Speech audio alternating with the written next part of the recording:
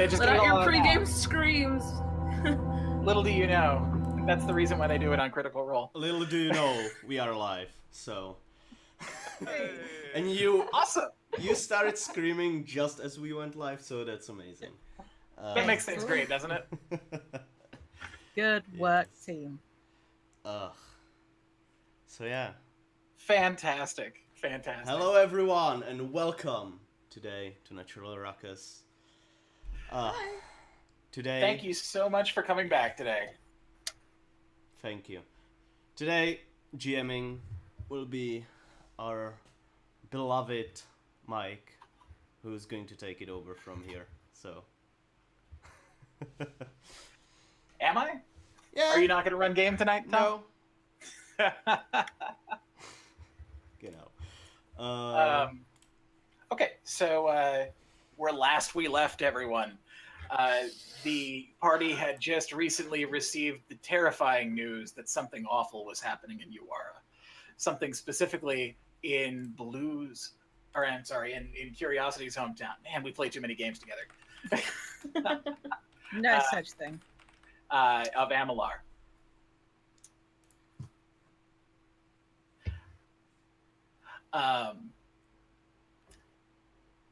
This week, we pick up there with a special guest joining us. The one and only Scratticus. Scratticus, you want to say hi? Oh, hi. Looking forward to it. So, we will begin where we left off, on the outskirts of Dvartholm, after Carrick had made a very, very important attempt at teleportation, only to be slightly skewed. You are right. They set us on our map right here. There we are.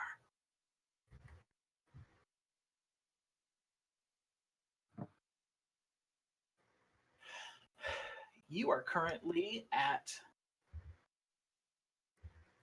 the Iron Hook Brewery.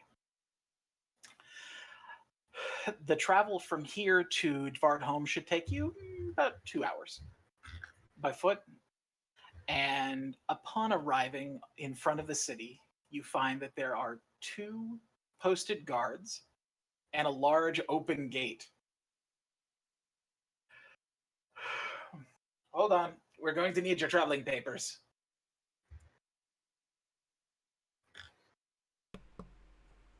I look over to Carrick. Yeah, out of character, do I have anything that would... No, nobody has any traveling papers. That's 100% true. Somebody shove Balathor forward. He knows these people. I'm purposely kind of hanging back. Bellathor stumbles to the front of the group. Oh, yeah, it's me. Don't you remember me? And immediately the two dwarves, they look probably like they're in their 60s, 70s, just huge, anime eyes, like, what? It's Uncle Bela. Sound the alarm. And somebody behind them blows a horn. And you can hear the echo of the horn go out deep, deep into the mountain. Please, come in, all of you. Come in, quickly. I'll go in. When you pass through the front gate, you are greeted with the smells of fresh ale and fresh baked bread. There's meat cooking over a large cook fire that's just there inside the gates for the guards. The whole city seems a bustle, as the horn hasn't been sounded in a couple hundred years at this point. There are many people that still remember the last time that Bellathor came through and are running to greet him. It's very much like a homecoming.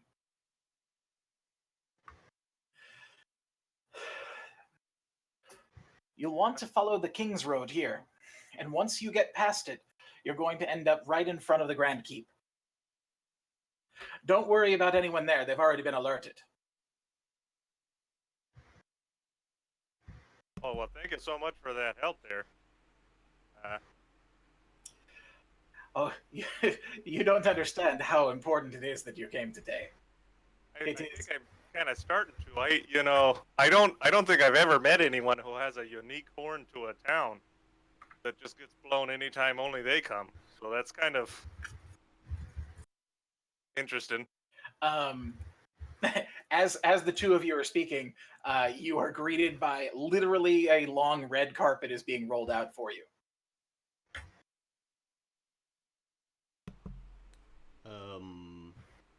Carrie? Oh, this is new. I don't know. I've never gotten anyone rolling out red carpets for me before, so I think we just roll with it. Is probably the best option right now. Balathor seems confused but happy, and it's like, well, come on then, and moves on into the city. Guess we follow. Yep. You, as you're moving through the city, there are lots of people gathered on either side of the wide red carpet that are waving and clapping and dancing and laughing and cheering and singing your praises as you move through, only to find out slowly, I don't know how many of you can speak Dwarven, but those that can immediately pick up on the fact that they're not singing your praises, they're singing Balathor's praises. They're singing of all the great tales of Balathor and the things that he's done for Dwartholm. Can't understand anything of it, so...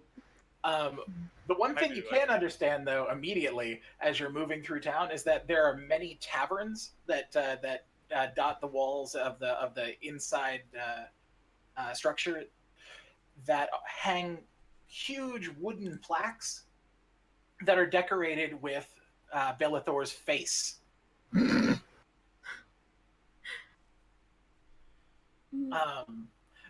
largest of them, as you pass by, is a huge sign with Balathor's face, but he's got a much more dwarven sort of appearance, as though they specifically characterized him to appeal to people. And it's called the Rumbling Wizard. They are shooting fireworks out of the front of their establishment, calling out to everyone, half-price drinks on Balathor Day. Half price. I move over to Balathor and kind of nudge him. What is this? They know me here.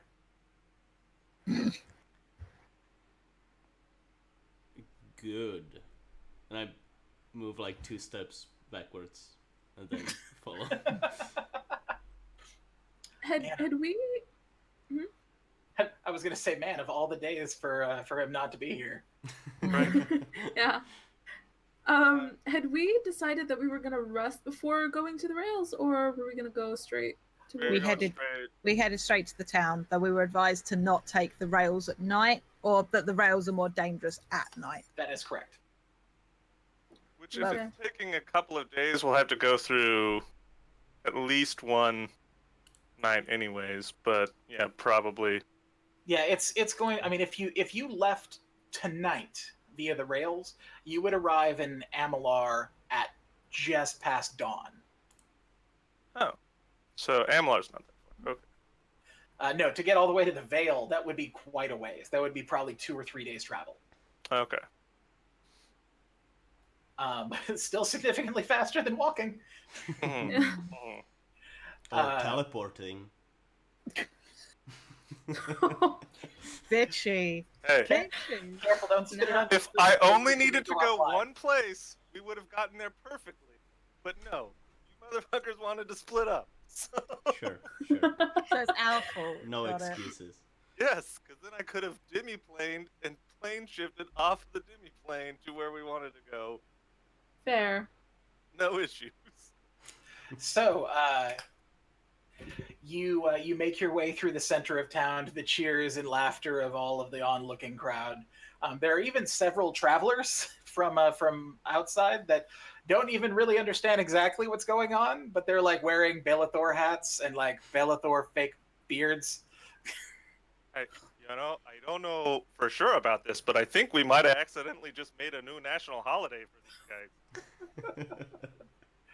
guys. After a couple of minutes, though, you reach the keep. Now, the keep is this massive stone building that's been hewn straight out of the rock from inside the mountain. It just glistens and shines with the polish of hundreds of coats to go and make this a finely crafted ruby sanctum. It is all hewn out of one large ruby. The rogue in you is twitching a little. Oh, but I've seen it before. As you pass through the gates, the guards just part like with no instance at all, and you make your way into the throne room. They're sitting on a large red bejeweled throne. Is the king. You are there for but a moment when the crier announces, "Stand tall for King Aegeus Ironblood, the Gleamhammer." And Bellathor goes, "Hello, Iggy. Nephew, what are you doing here?" And the ancient dwarf leans heavily on the hammer that sits beside his throne, and hoists himself to a thumping gallop along the carpet, jumping at Bellathor to embrace him in a massive hug. "It's been far too long. The last time you came through here, the people, they didn't stop chanting your name for like 3 weeks. Well, I guess I'll have to come by more often." "And who are these people that are with you? You didn't take more students on, did you?" No, we are compatriots, companions, Traveling companions. allies. So, yeah, he kind of gathered us together because saying there was something important was going on that would involve us. I think we may have figured out exactly what that is, but we may need some help. There's a bit of a human, kind of a tragedy going on right now. I don't know if you've heard anything about the Draco Lich's attack on the Vale. There hasn't been a Dracolich in I can't even remember how long. Roughly about 1,000 years, if my history serves me correctly. Well, if you've come for help, we'll help anyone that Bellathor brings. All right, so... God damn, your accent is contagious.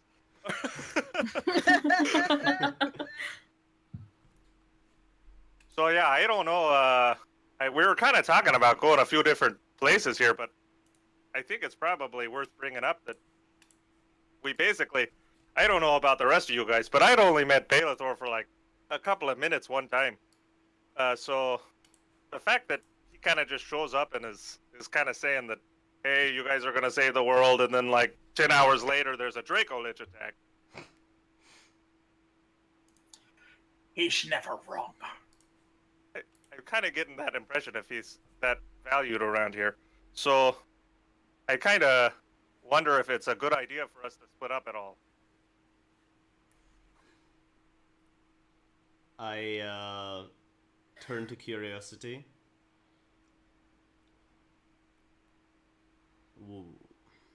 What is the reason to go to... I'm blinking on the name of the city. Amalar? Amalar. A dangerous man has my father.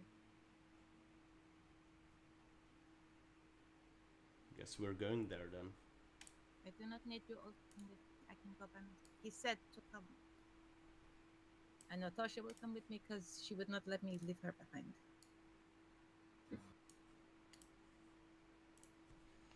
So I know we had talked about it a little bit before, but we had kind of said that it was unlikely that he was going to expect you so soon.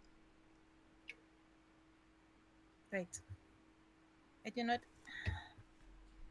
He seemed to be sending out lots of birds to lots of different places. I do not think he knows. How could he know that I have access to somebody with teleportation? I met you like 2 days ago, Carrick.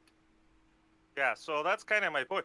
So not to say that we don't go there first. I think that's definitely what we do first.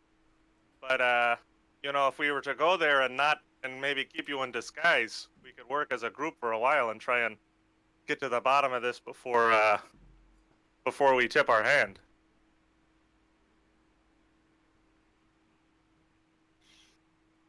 It was exactly 2 days ago.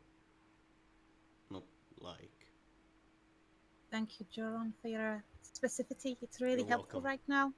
Appreciate it. For the official record, sure. I mean, Baylithor records a lot of this stuff, so maybe that's helpful. I don't know what's helpful for him or not. But I have a little bit of experience in security measures and things like that.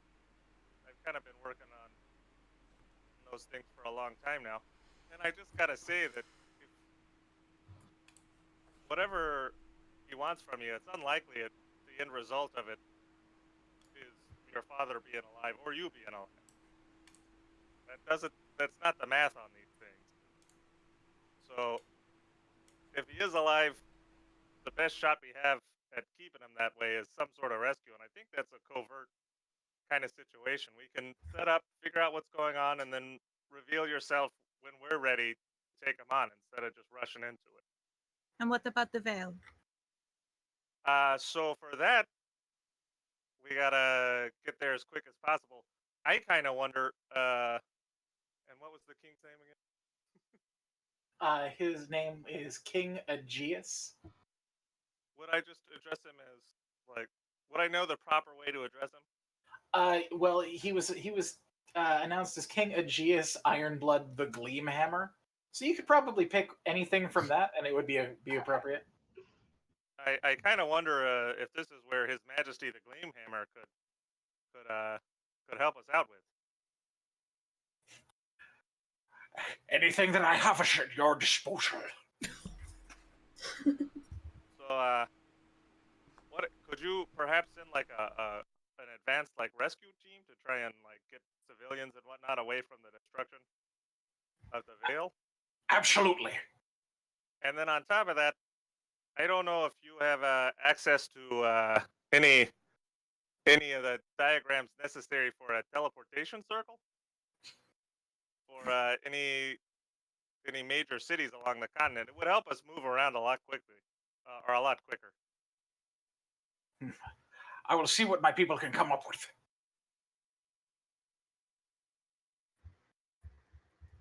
All right, so yeah, that's kind of my thought. If I can get a teleportation circle to Amalar and to the Veil, and maybe back to here, whatever people have, then any kind of teleportation, there's a lot more teleportations we can do a day, and they'll all be 100% accurate.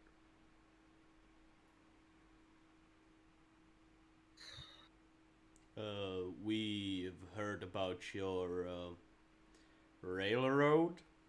About your... It's the dragon rails, Joran. The dragon rails. Apologies. About the dragon rails. Somebody's been telling our secrets then, haven't they?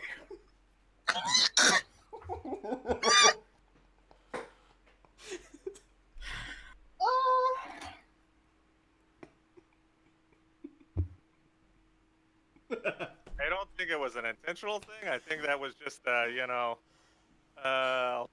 have a dwarf with us, right? Or yeah, Amy is Joran's squire, and she is a dwarf. Yeah, so, I mean, she and Baylithor were just kind of talking about it as an option. I don't think she realized we didn't know that they were there. And I don't think Baylithor really realized we didn't know that. No, if Baylithor finds this to be as necessary as it seems, then perhaps the dragon rails are the best way. And we've heard those are a bit dangerous at nighttime. The only reason why it becomes dangerous is because the rails, they cut so close to the Underdark. Oh, okay. There's no telling what those thieving, black-hearted things might have done. Okay. Yeah, that makes sense. So I don't know if people are okay with it. Are we okay with, kind of staying here for the night? Leaving in the morning? Maybe see if we can get some of these teleportation circles delivered where we're staying, if they have any. I mean, the plan was to leave in the morning, and so sure. Okay. Okay. So are you planning then to spend the night in Vartone? Yeah. Okay. Quick note. Yes. David, could you check Discord, please? It's about your audio. What isn't about audio right now? I hope everyone's enjoying my dime store Sean Connery. I was gonna say this is King Sean Connery right there. Yeah, this is Robin Hood, Prince of Thieves, Sean Connery going on. This isn't like a solid Sean Connery. I'm not trying to do a great Sean Connery. This is like dime store Sean Connery. Bad accents make good accents. Exactly, fantastic. Yeah, I can't throw any kind of stones regarding people's accent with their character, quite frankly. So, because Curiosity is Eastern European by way of the Middle East with some French put in there for flavor. So, it's an undertow accent, Right, of course. Very undertow. Very undertow. All right then. So if you're spending the night in the city, the king offers you the finest rooms that he has available in the keep. But you are free to walk about and do whatever you wish. You'll be considered as guests of the king. So you pretty much have the lay of the place. That's kind of a relief. If you have any supplies that you need to pick up, this is a perfect place to do it because they're like in the dead center of the continent. Lots and lots of trade comes through. Torches, ropes, food, Potions. No. No. Well, actually, we did pick up some potions before, didn't we? Yeah, we did. Yeah. I think so. Mickey hooked you up. Yeah, he did. A crowbar or two. A crowbar? Yeah. Or two. Or two. Or two. Yeah, okay, so any mundane items you can pick up just at any of the regular general store. And we'll just go at book price for that if there's anything you need. What about an enchanted crowbar?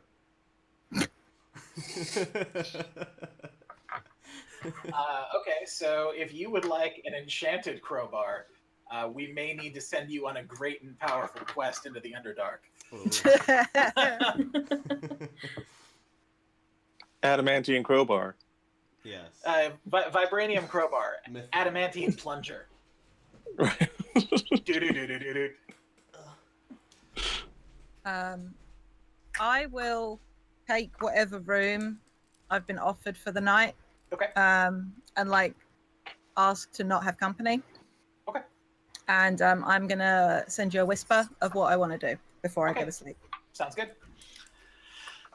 Carrick, it takes a couple of hours, but eventually you end up getting a runner that comes to you from the sages in the keep that presents you with all of the maps that they have for the surrounding areas.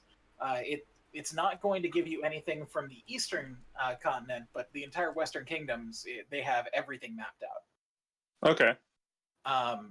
They also have the scrolls on the teleportation circles within Amalar, and there's one for Praetoria, but they don't have one for the Vale. Okay. So that'll have to be a 2-spell endeavor to get us over there. But that's fine. So yeah, now that I have those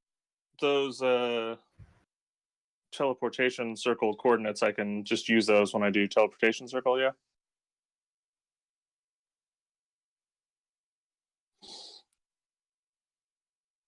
I also want to find before we take off, I want to find a place that will send a package somewhere. Okay. You should be able to find the speedy delivery service. Okay. The speedy delivery service is a very punctual type of thing. It's run by an entire hive of pixies. Okay. That's interesting. The people of Dvartholm find it to be a lot easier to get their mail if they have somebody that's sentient that can deliver the mail, as opposed to just tying it to a bird and hoping it gets there. That makes sense. Also, there's just an abundance of pixies within the deep caves. So what if it's a little bit of a larger package? Like if I wanted to send something more than just a letter, they'd be able to do that? they would be able to do that. It'd be a larger fee, though. That's fine. For a letter, it's like 3 copper pieces. For a package that is a foot or more, you would tack on 1 silver piece per foot square of package. That shouldn't be too bad. No, it's very reasonable. So I want to take some of my cloth and whatnot that I have with me, and use fabricate to make a nice set of kind of what would stylishly be loose-fitting clothes, since I don't know his exact parameters for Mickey. Okay. The propriety of Popper Potions. Right. And send a letter of apology along with the shirt, hoping that, that he can keep at least some of the things he got, since I had to leave on a kind of an emergency situation, so I was not able to purchase the things that he did, but I assure him I will be back to work on this deal To finish the in job. the future. Mm-hmm. Fantastic. So yeah. Once you sign off on your slip and go and put your package down, they shove the package into a bag of holding and fold that in half and wrap it around the pixie, who then flies into a tube that's about as big around as my fist, and then off they're gone. Love it. Okay. Dig it. All right. So that's a couple of silver on me. Yeah. So probably 2 silver, give or take. That's 2 silver pieces. Okay. Geron's got something to say. Can I get like a Bellathor hat or mask or something? Yeah, you can you can get the Bellathor hat for 2 silver pieces, the Bellathor beard for 2 silver pieces, or you can get a hat with a beard attached for 3 silver pieces, and it comes with a complimentary mug of ale. I'll give them gold. My favorite is that they just have these on hand. They're like, he may show up someday. The things you don't know, and probably won't know until the next time you come this direction, and Andros is actually here, but Bellathor has saved them a lot. Cool. Gotcha. He's pretty well respected around here. And he's also technically the uncle to the king, so... Oh, wow. So yeah, that's all I have to do. Okay. Anything else?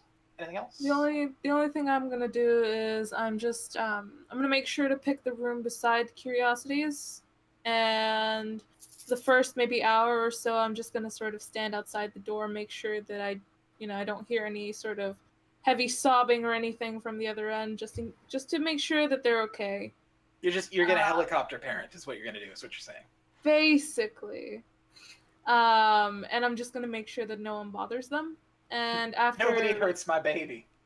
Basically, yeah. No, seriously. Like daggers will come out or like Right. whatever. Right. if anything happens. So yeah, after a little while, I go into the room next door, and just sort of Get some rest. Yeah. Okay. Everyone finds their rooms without a problem. Yes. Sorry. Is Joran going out adventuring in the city dressed as Bellathor now? No. I keep that in a safe place.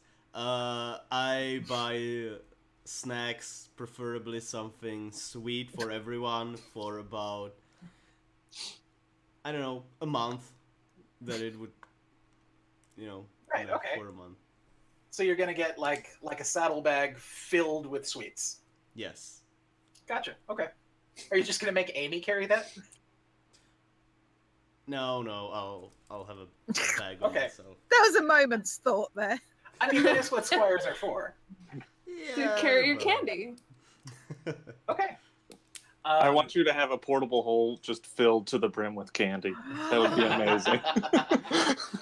Like Scrooge McDuck, but into candy. Just hold your Hashtag breath as you go campaign in. goals. Hashtag campaign goals. Okay, so you spend the night here with no problem. The town continues to celebrate into the night, and then somewhere around the 2-3 a.m. area, things start getting quiet, and you essentially only hear the odd footsteps out in the hallway, things like that. But generally, it stays very calm, peaceful, easy for you to get some rest, some well-needed rest. For what you can get. The dawn approaches, and you are awakened by the smell of breakfast cooking. Yum. They have a spread across a large wooden table that takes up the majority of the throne room. That's seated with probably a good 50 or 60 dwarves. The king on the far side of it, waiting for everyone to come down and eat, pleasantly reading his day's memorandums. Can I make 2 of the trash sandwiches? Sure. Yeah. I'll do that and give 1 to Amy. Fantastic. Well, the only thing that would make this better is cheese. I go looking for cheese. There's a wheel of cheese on the table. That's fine.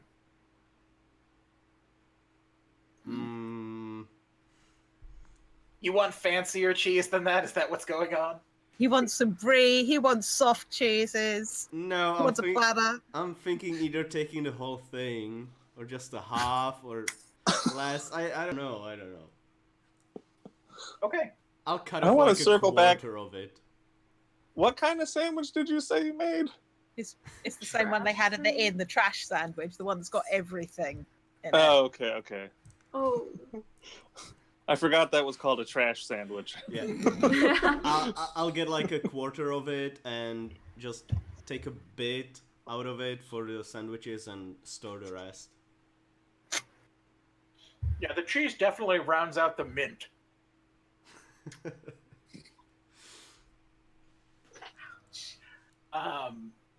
All right, so Carrick, Oh, sorry.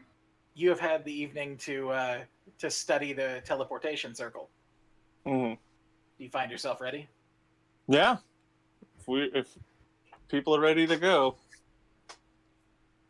So, the His Highness here was kind enough to provide a teleportation circle to Amalar, so we can just go over there, like right now, if we want to. Yes, and I've already dispatched my men to try and take care of things in the Vale for you. Thank you. Absolutely. It is the least I can do. Mm-hmm. It's so great to see you squirm after all the puns, Tom. I have a question. Yes. Was Curie out and about around the same time we were? That's a great question, Curie. What, in the morning? Mhm. Yes. Alright, Tasha is following you, like, on your tail. Right. I have Kind a of- tail. Please be careful Yes! about that. No, but Tasha's got the brand new puppy syndrome. she wants to make sure that Curiosity is doing okay. Loss isn't a Constantly joke. carrying around a thermos of like hot cocoa and a blanket and your favorite books. Yeah, in case Curiosity needs to go burrito mode, you know? Right. So I'm just quiet. Which is weird in and of itself, but just quiet. yeah, Tasha's gonna try and be comforting as well as possible, like kind of like trying to make sure you eat. I have breakfast. Always making sure that, you know, trying to keep an eye on what's going on so that we can just hurry over to Amalar. Keeping her eye on things, basically, just so she can get you there. Okay. So the king excuses himself and makes his way off to begin work for the day. Kinging is a hard job. Hopefully. Okay. So yeah, teleportation circle.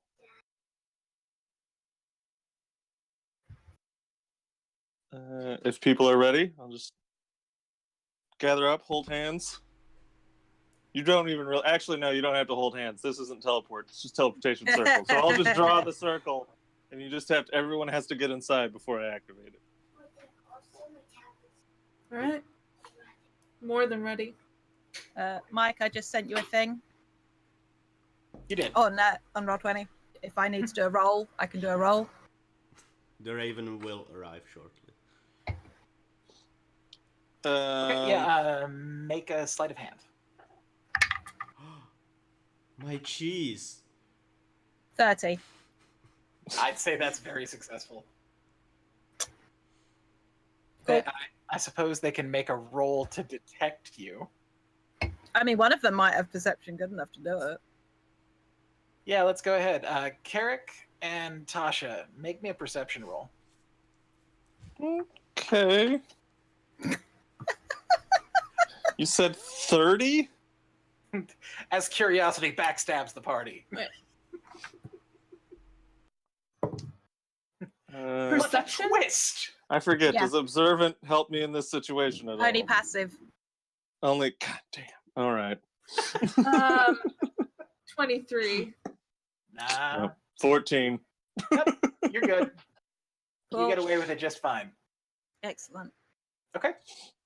So yeah. Also, I don't have any illusion magic that would work on Curiosity. So. I cast Really? disguise self on myself. Oh, okay. There we go. There you go. I make it so that I look human with sort of a deep tan skin. My hair is basically the same, and I'm wearing a coat that is the exact same cut as my actual one, but it's the same color as my natural skin tone. So if somebody was to see through the illusion, it would look like if they were to see my wings against my original coat, it would be the same color. So like, yeah, the coat is the exact same color as my wings. So. Okay. All right. And then yeah, just a teleportation circle to Amalar. Okay. Fantastic.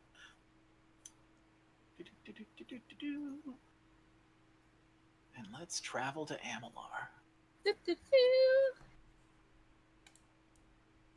Home sweet home. Welcome to the Amalari Barrens. Not quite the same since the Spell Wars, but home sweet home nonetheless. The streets are paved in opal and shine with an iridescent shimmer as you move through the streets. At this point in the day, it is a hustle and bustle as people are moving from one place to another, setting things up. And yet, the two of you, Tasha and Curie, I want you to make a perception check for me. Whew. 7. 24. Okay. For Tasha, it's essentially no different than a 7-Eleven bathroom. It's the same everywhere. Curie, you detect something very different. The city that used to be this shining pillar of peace and prosperity seems to be darker somehow. There are no pleasant, happy folk singing songs and playing tunes. In fact, even the guard that you were used to seeing walking the streets seems to be far less. There's so few of them. You said you got a 26? A 24. 24. That's still high enough. You would also see that there is a poster that has been tacked up to the well in the center of town.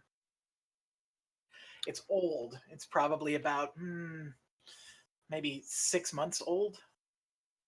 But it is telling the information to find where the celebration, or rather the wake, will be for King Zaphod the Wise. It seems as though the old king finally died, which may have something to do with the way things are working now. Well, this is bad. Tosha, Yeah. see this? And I look.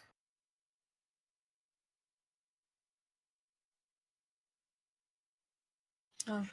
Yeah, it's sort of disheartening, and even though neither of you spent a large amount of your time here after you had grown, the idea that the one that was prophesized to bring about such great positive change is now lying 6 feet under is sort of a sad realization with what's going on right now. Definitely a bad omen. Does it say anything about the new, like, a coronation or anything like that? No, not on this. This is simply just an advertisement for the people of the city if they wish to attend the wake.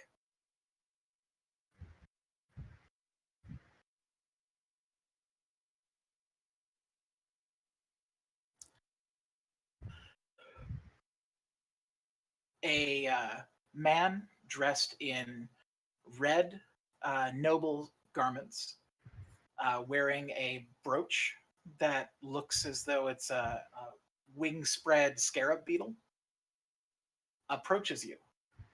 Now, you haven't ever seen this uniform exactly before, but it seems almost like a bastardized version of what the Kingsguard used to wear.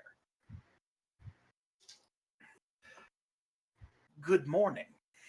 It is a pleasant surprise to see you here so soon. We weren't expecting you for quite some time. Is he addressing me even though I'm under a disguise? Exactly. Or is he... You also notice that he's wearing a pair of spectacles. Oh, motherfuck. Mm-hmm.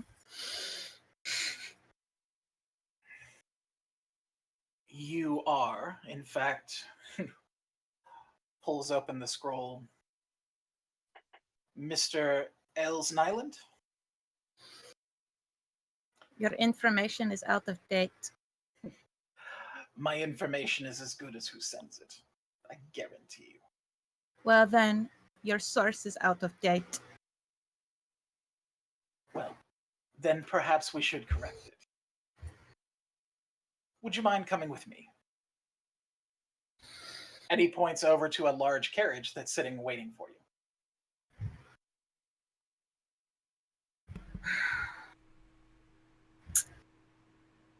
Sure. I don't feel like we'll all fit in there. No. In fact, it's only large enough for the courier and else.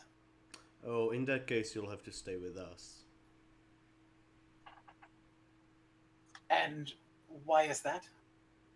So that we can get there too. Joran, no.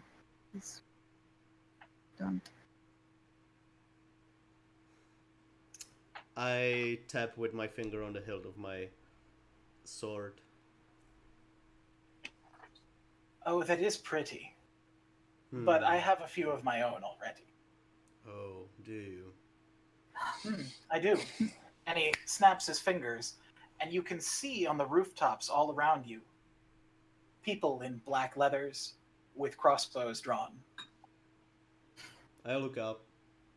I don't think we necessarily want to get into a threatening people match here. I don't think that's a good idea for anyone. I hesitate to ask you to stand down.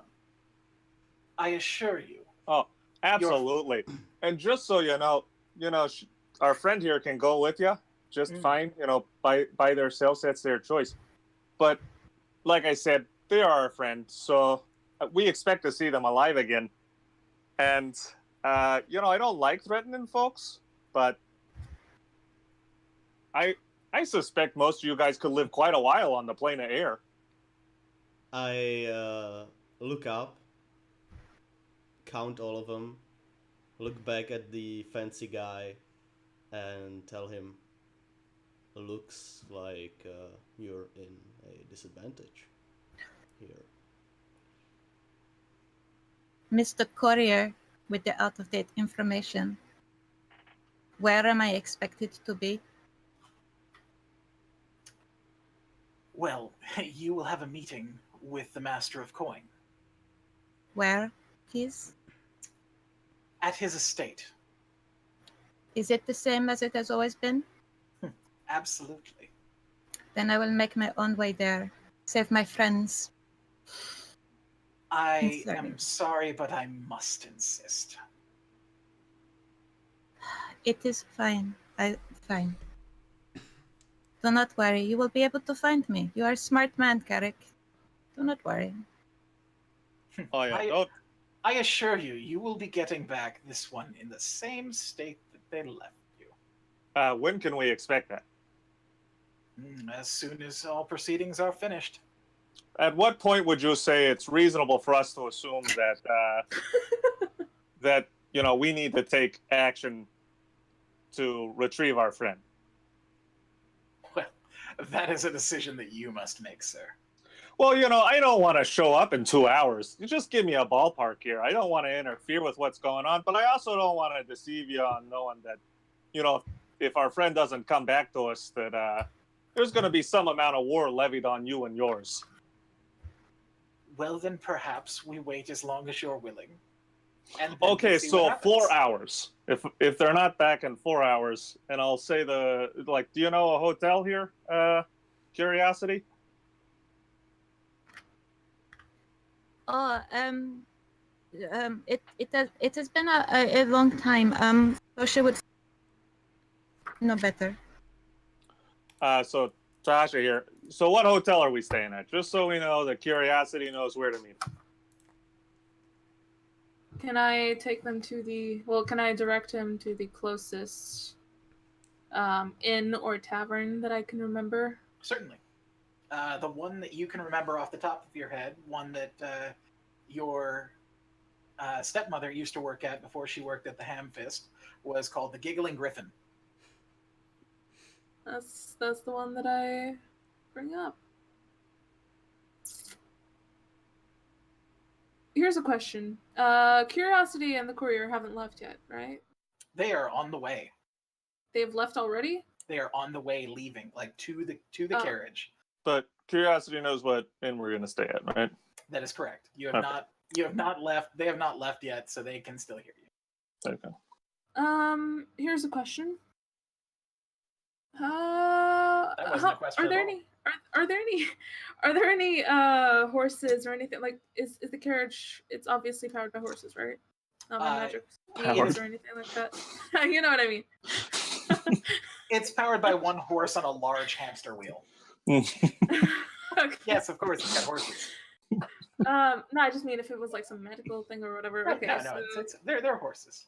I just wanted to see if I could gauge the kind of speed that they're going to go at, because Tasha's not going to leave Curiosity alone. I imagine not. Be it by sneaking through alleyways or flying above, she's going to follow the carriage. Okay. And she's going to also be invisible while doing it. Okay.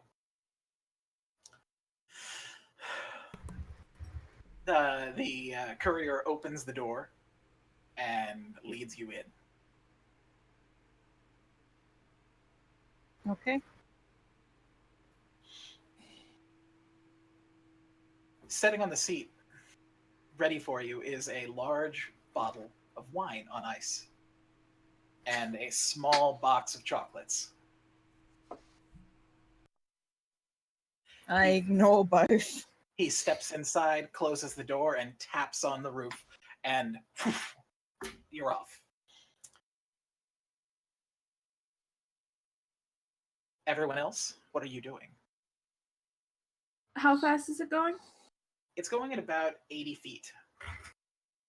Then in that case, I will be flying. Okay. Dashing. Okay.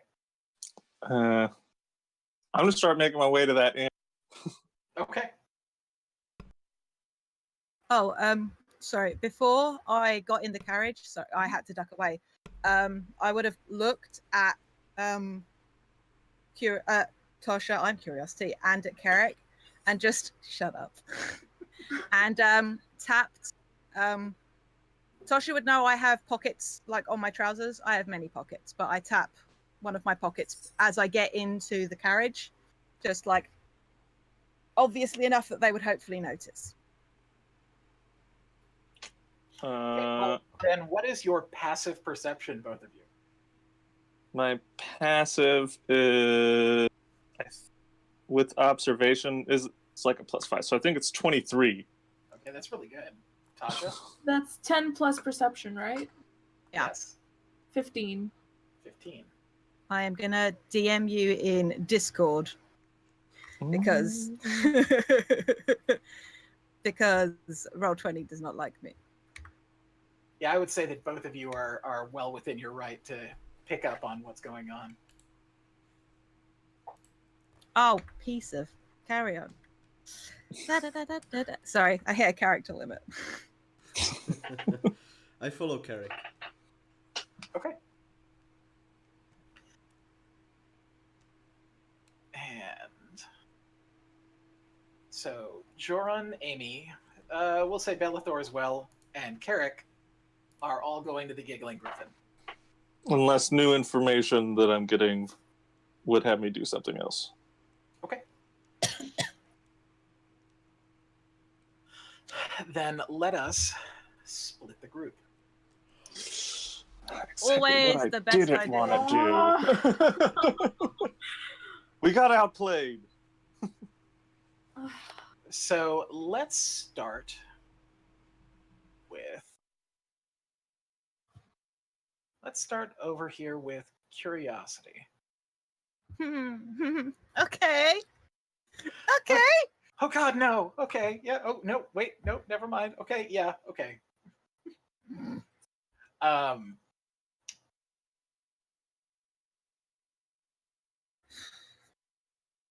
Wall of text. All right. There's formatting in there, that's all. Yeah, no, I got it. I got it. Okay, so you arrive at the manor house for the Master of Coin. It's just as regal as you remember it. However, now there's a banner hanging down each of the large stone pillars in front of it that proudly displays a large golden beetle with wings spread. Mm-hmm. The same as the brooch, yeah. Same as the brooch. And it's been a long time since you've been in this city, but you start to remember what that might be. I would like you to make a history check. That's not one of my reliable talents, so let's see how Which is this- why you didn't pick up on it until now. Oh, 17. The golden beetle is the sign for the Thieves Guild in Amalar.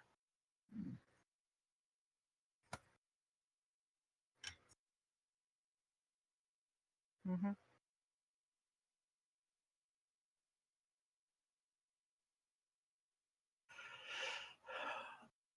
The carriage comes to a stop, and the door opens after you. I don't say anything. I just get out. The footman holds the door for you and takes your hand as you head down the step. No. I just no. And you come to a large set of double doors that are inlaid with gold and silver, very ornate, very majestic. Quite opulent, in fact. Is this how it was last time as well, or is this new decoration? It has definitely been improved upon. Gotcha.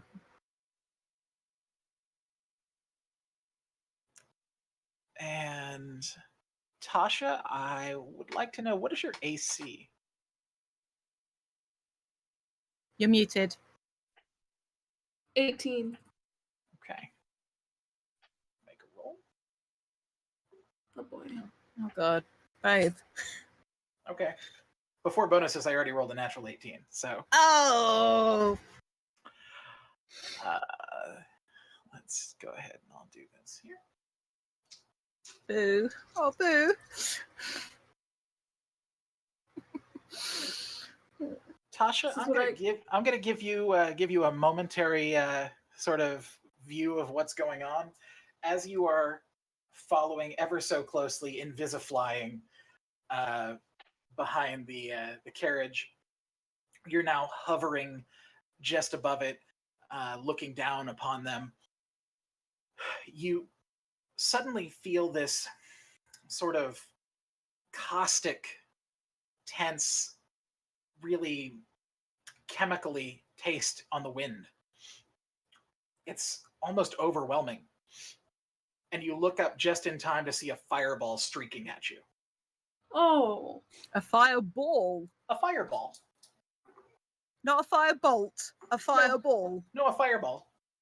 Oh my god. And it comes to a stop about 6 inches in front of your face. Oh shit.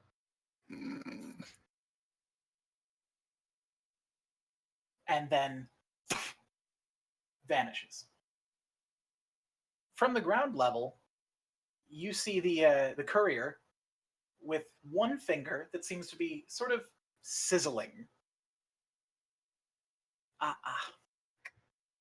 It's too easy that way. Don't worry. We'll deal with that one. And then you see a hooded figure from atop the roof look down and nod at them.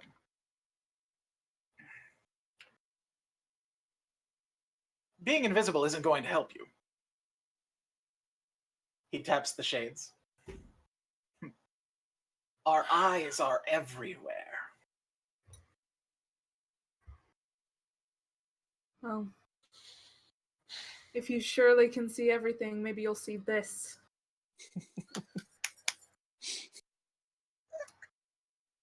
Oh, your angst is palpable.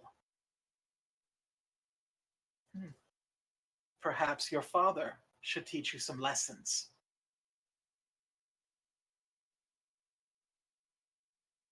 Come away now.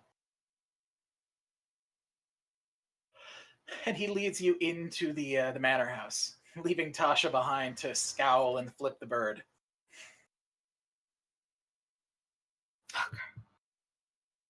Fucker. Wait, was that comment about manners to me or to Tasha? To Tasha. Okay, cool. That's what I thought, but you know. Yeah, lenses of true seeing are a bitch. Apparently so. But he doesn't have any interest in you just dying outright. That'd be too easy. If Tasha's still there or vaguely where the courier was addressing, if I will look in that direction and tap my pocket again as I walk in with the courier. Yeah, you get the same feeling that that Curiosity's trying to tell you something. Maybe it's that she has sweets in her, or they have sweets in their pocket. Yeah, that's it. That's exactly. That's exactly it. That's it. I stole them off You should- Juron. That's what the sleight of hand check was. You know. Darn. As you are escorted into a large, ornate dining room.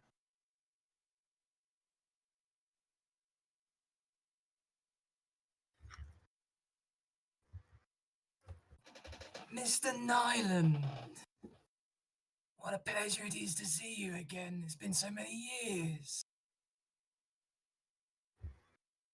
It is curiosity these days. Your Yes. information is out of date.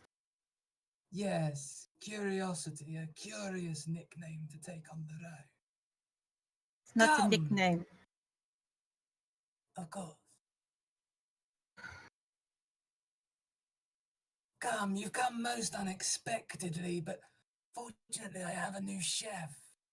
They've managed to put out quite the spread for us. Please, take a seat. We have much to discuss. I don't say anything. I just sort of suck on my teeth a little bit and take the offered seat. Okay. Actually, correct. I don't have teeth. I have fangs. I am like a cat in that department. He'll walk along the table. I apologize for the lack of centerpiece. Normally, I'd have an ice sculpture or something. Unfortunately, I didn't have anything to that effect, so I just went with a little fruit ensemble. And in the center of the table is a large dish stacked high with pomegranates.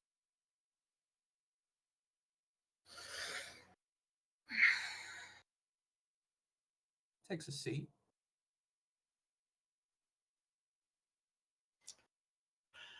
I'm going to cut back over to the rest of the group now that you have been so properly introduced. Okay. I'm gonna check my pockets. So, yes, on your way to the Giggling Griffin, you check your pockets and you find a letter from Curiosity. I will read the letter. Not out loud.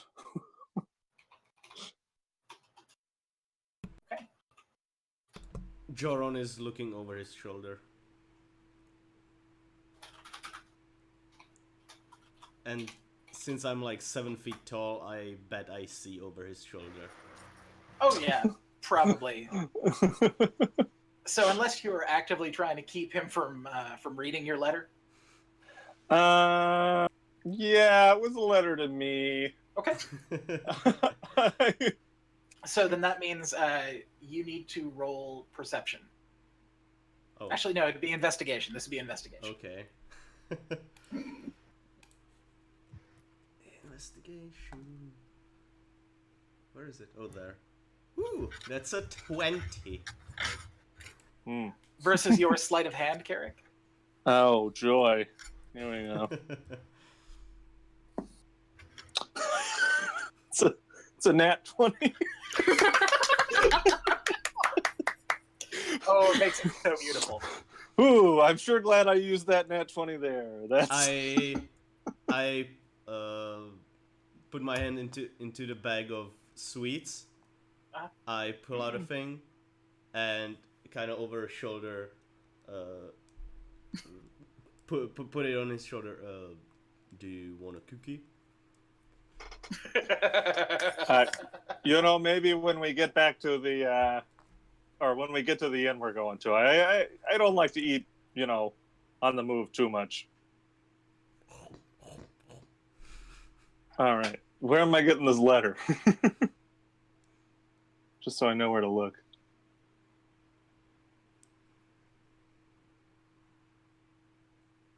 Jay, did you send it to... I just sent it to you. I didn't know how you'd want to do it. I can Gotcha. read it out, or you can read it out, or you can copy and paste it. Why don't you go ahead and read it, and we'll say that it's, in Curiosity's voice in Carrick's head. Okay. Carrick, I know Tosha will want to come after me, but what is happening in the Vale is more important. Do what you know here and do not worry about me. I do not know many folks in the city who might help you, but you could try. And then there's a name that Mike and I never established, but it's a magistrate I know that's cool, if he's still alive. You can also seek out my sister Astrid at the Temple of the Myriad. She might help find my clerics. If you absolutely need to find me, I have left something of myself to help the scrying. Do not let Tasha bully you into coming for me unless things are truly dire. I trust you to know when. Walk lightly and continue to be smart. Curiosity. Oof. And with the letter is a handkerchief. And if you open the handkerchief, it is smeared with blood. Slightly Okay. dried, but a few hours old. Okay. Works for me. Yeah, the name of the magistrate is Benjamin Mulder. Yes. Okay. So yeah, with that, I'll tell. I guess at this point, is it just me, Joran, and It's you, Joran, and Amy, and then very close behind is Tasha. Yeah, at about this moment is when Tasha rolls up. Joran, you notice something, being that you're higher up than everyone else and not as predisposed. The giggling griffin, a sign is out front of the establishment with a griffin that appears to be laughing. However, the giggling part of the sign has been hammered over with a large plank of wood, and it's been painted on there grimacing. It is now the grimacing griffin. Cool. You see there are a lot of people in the same red attire of the herald that you had met that are coming and going from in and out of the building.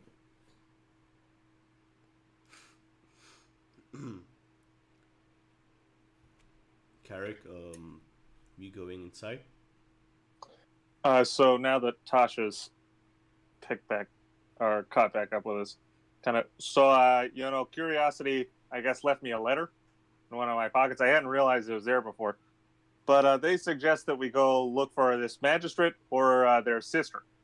So I don't know if that's something we want to do. Curiosity seems pretty adamant to not go save them, but that's I don't know how we want to handle, if we want to just take their word for it that they don't need saving. I'm gonna check my own pockets. Okay. And you find your letter. I'm gonna step back and open it. I'll give Amy a cookie. Oh, good. It's the one with the lemon? Yeah. So you and your squire are munching cookies during the most dire moment of Curiosity's life. Yeah. And I tell Amy, they got the name wrong. And point to the grimacing griffin. Yeah, the grimacing griffin. As Tasha opens her letter, the bracelet with the bells on it falls out onto her hand. And the letter says, and bear in mind, I wrote this before, our arrival committee. Mm-hmm. So, Tasha, I know you will be angry with me for leaving you behind, and I am sorry for that, but he said to come, and I knew. Not because I do not trust you to have you by my side, but because I do not trust this man not to hurt you or my father more. He has eyes in so many places. I dare not risk you being seen. You are too important.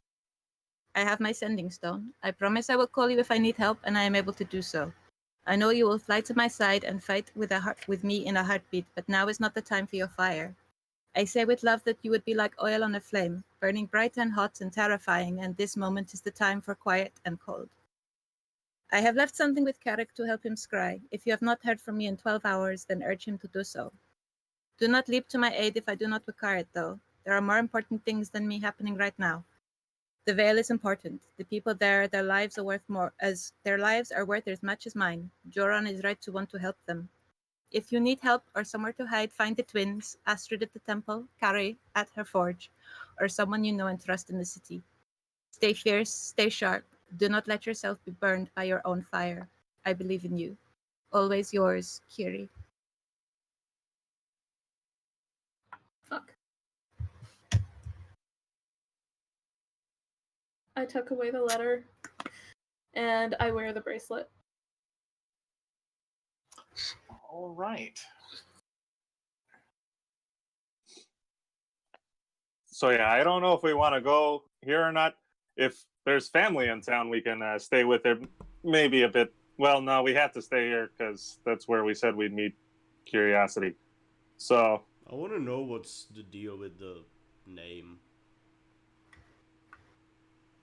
The Griffin. Let's head inside. Let's just head inside, and then in the meantime, I guess we can talk about what we were gonna do about the veil.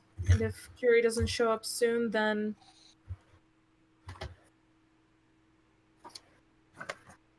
well, we can always bust in.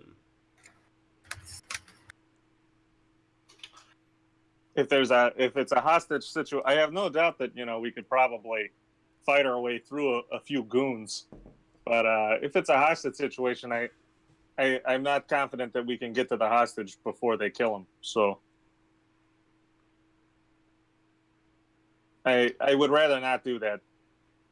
If Curie is meeting with Leon at the manor of the Master of Coin, then something must have happened to put him there. If he's there, it means that we won't be able to get him as easily as killing a few goons. If Curie does not show up in a few hours or within the day, then that means there's some serious shit going on and they are in extreme trouble. Into a pub then, and I lead away to the Giggling Griffin. I head right in. Okay. Inside the place, it is. I hate to say the word besieged, but it is quite packed with people that appear to be wearing sort of like scraps of clothing, like the worst sort of cobbled together commoners' clothes that they can possibly grab. And then there is a section of the bar that is maybe 6 or 8 tables that has many people that are dressed in the attire of like guards and people that are wearing the same red attire as the herald that you met before. I wave at them.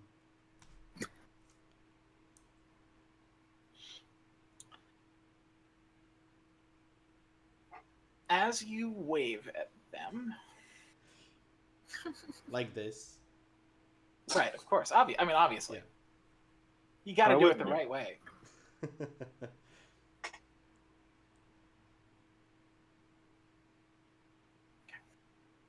Okay. As you wave at them, Silks, you see this ragtag group of people come in that look like they are far better off than anyone else in this city you've seen so far. A mighty large furbolg, a fantastically ordained wizard in the most dapper of clothing, a scraggly looking, looks like a hermit of an eldritch type, and well, how do I describe Tasha except the embodiment of just full-blown hate metal?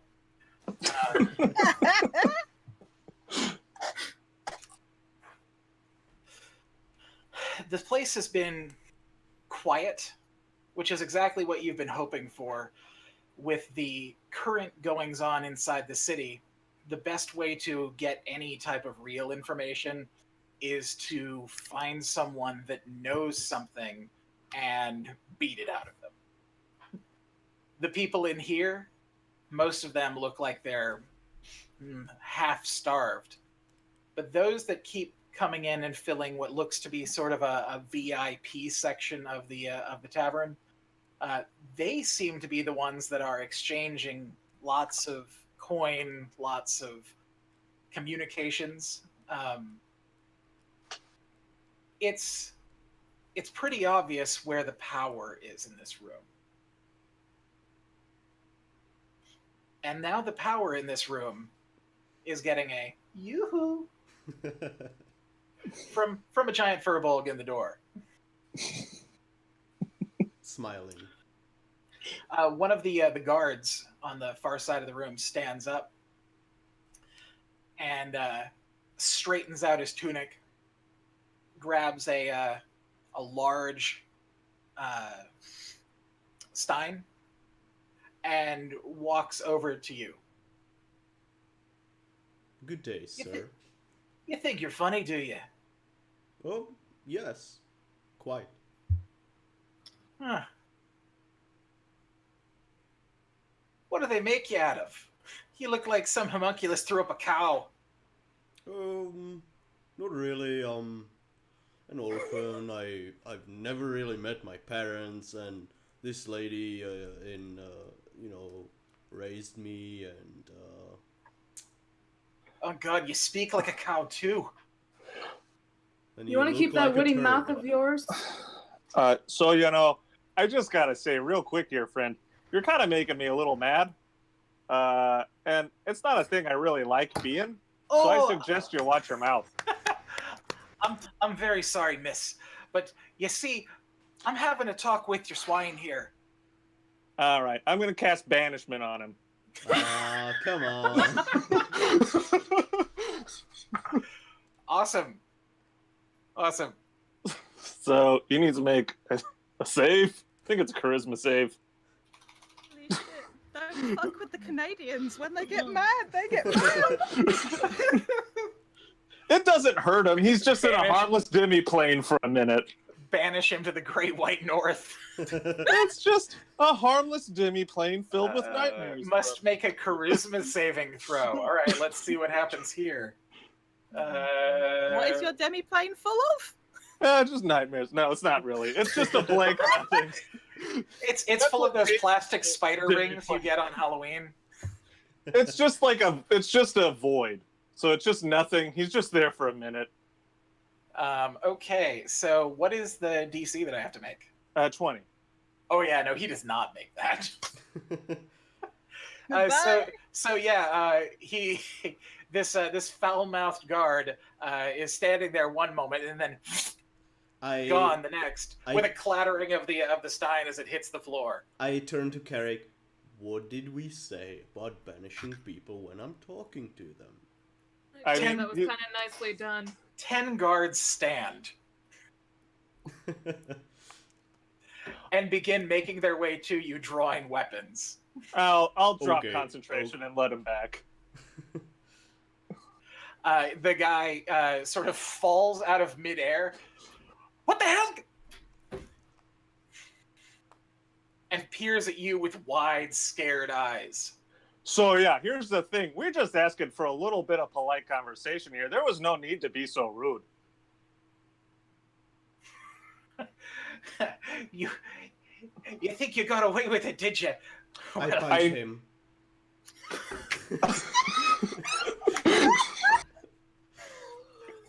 Awesome. Okay, roll for it. What are the rules again for unarmed attacks? Yeah. It roll a d20 plus your strength mod. That's a 10. That is a miss. Fuck. Can I go again? Wait, I have 3 attacks in an action, so I go again. Okay, yes, you didn't critical fail, so yeah, technically you can keep swinging. Go for it. Okay, that's 21. Okay, that will hit. So 1d4 plus my... It is 1d4 plus your strength mod. That's 8 points of bludgeoning damage.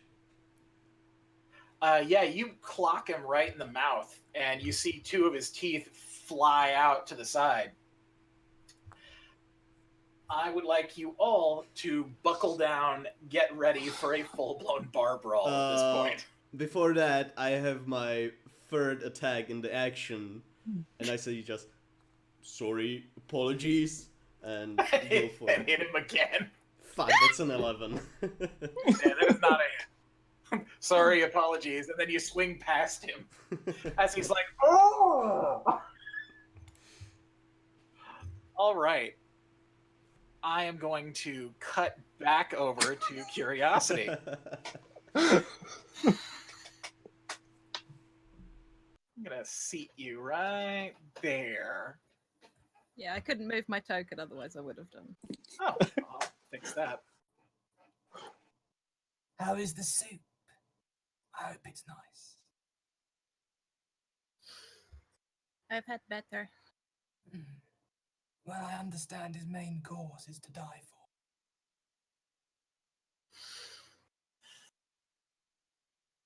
We have so much to discuss. It's been so long. Where do we start? Your current company, situation in the Vale, the conversations of your father's lover, your mother, perhaps your father himself. I'd like you to make a will save. Go ahead and make that wisdom save for me. Okay, cool. Because this is rocking you. Mother fuck stick! Natural 2 plus 10 for a 12. Been really great on these wisdom saves. Awesome. So you are now frightened. Cool. So can't approach, disadvantage on attacks. Yeah. Yep. So here, we'll go ahead and I'll mark you with that one. There you go. You're now Gee, frightened. thanks, Mike. You're super welcome. I'm so happy you're here. Uh-huh. Why don't we start with the situation in the Vale? So noble of you and your friends to be getting involved. Well, we aren't involved yet. That is our plan. Oh, I must have my notes down wrong. Well, you had my name wrong, so perhaps. Oh no, we just go with, never mind. We're not here to insult each other. I thought you had connections to a certain person who might be able to help out down there. Perhaps I'm wrong. No matter. Had so much lovely conversation with Y-mir. About your father and your mother. How much do you know about them? Curiosity. A little. They traveled together. I know the circumstances of my birth, if that is what you are asking. No, not at all. Your mother stole from me.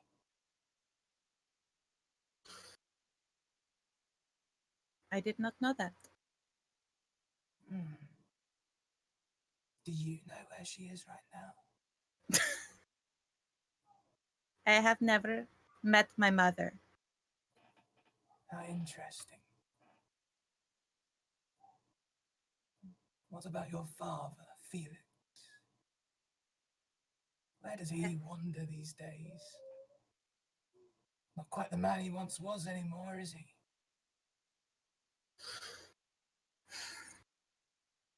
I would not know. I have not been here in a long time. Oh, such a shame.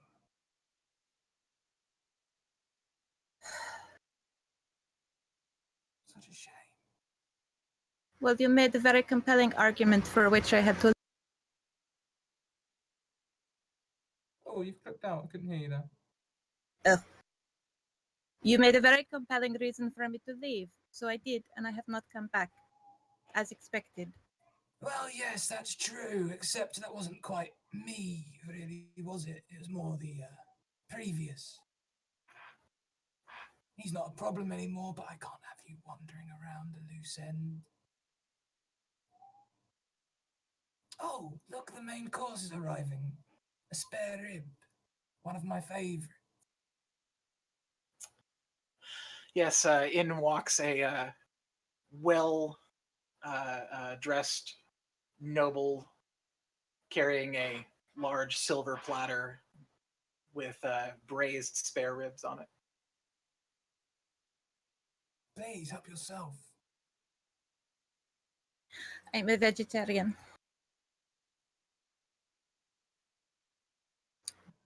Suppose that means all the more for me.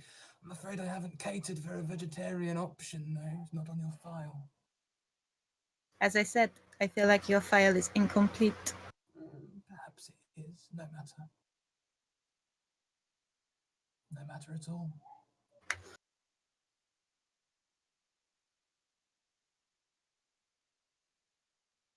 He'll just take one of the ribs, break it off the main rack, with his fingers, making quite a mess, begin to. Oh, this really is rather good.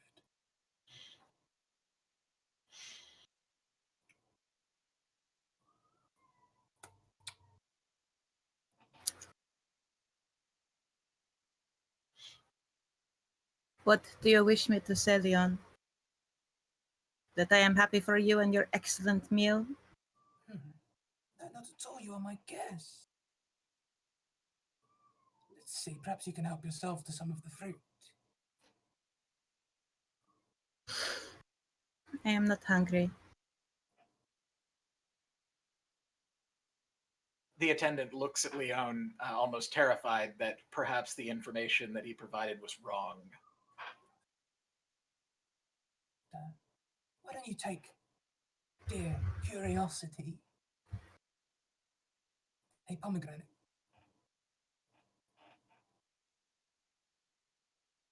As he carries across, there is a long white hair on the pomegranate, which is a touch of peach at the end. Mm-hmm. Mm-hmm.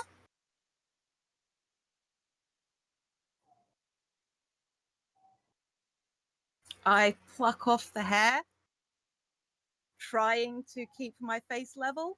I don't know how much luck I'm doing with that.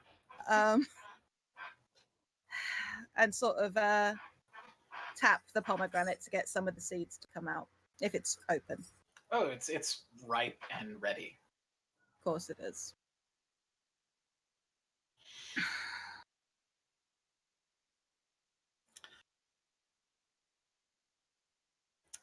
Don't you have any questions for me, curiosity?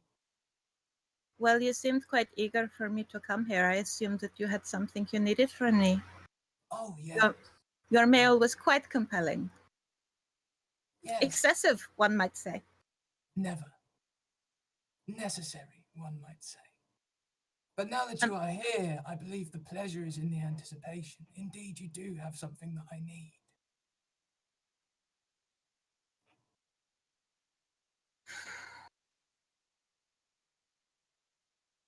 But first, isn't it nice to just enjoy a nice meal together? I enjoy meals with friends. I do not think you and I could consider ourselves as such. Such a shame. Such a shame. The servants go about filling your glasses with wine and water and return to the kitchen to make do with the next course. Tell me, do you smoke at all? Not really, no. I have some fine cigars if you'd like to try. No. Just takes a cigar from a box and the cutter and just puts it on the table next to him. The pleasure is in the anticipation. Curiosity.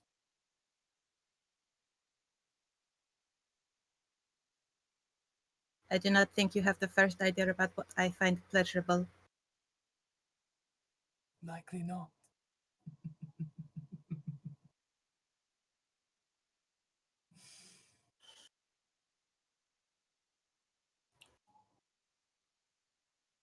continue Make- to pick at the spare ribs.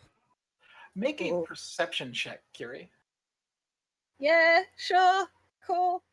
Great. I'm good. We'll do it Uh, with disadvantage. It's a reliable talent, so Gotcha. 24. 24. As you are eating your pomegranate seeds, you feel a sharp bite in your mouth, like metal, Mm-hmm. and you detect it well enough that you don't swallow it, Yeah. but it cuts your tongue badly, part of your lip.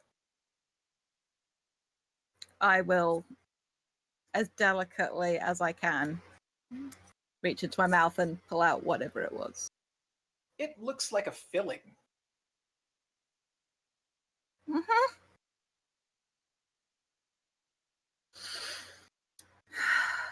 Great and good. You possibly need to speak to your kitchen staff, Leon. There is something in my food. Not for the first time. I do not know how that got there. I must apologize. Let me clean you up. He takes a napkin and walks around the table and helps to Mm-hmm. dab your face with the napkin. Cool. Cool. Great and good. He sort of like kneels down next to you, saying, So you've not seen your mother in all this time. Haven't you been looking? No. She did not want anything to do with me, so why would I seek out her? What I have my about father's. you hound after one of the members of the Bronze-Eyed Trading Company? Like, what?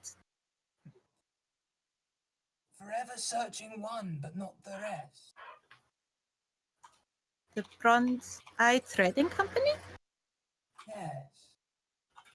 I do not come know who now, that is. curiosity. You say that my information is out of date. Oh, Are you saying my mother is a part of that group? not just your mother.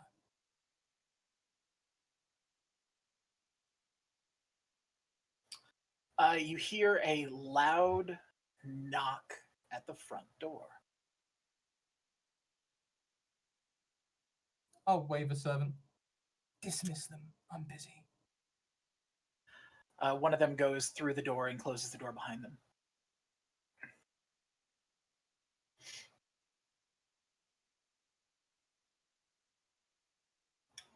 A moment goes by, and the doors break open, slamming into either side of the wall, along with a large plume of green energy that looks almost like a jade dragon Hey! that's dancing and arcing and spinning about wildly in the air before dissipating into a cloud of green smoke.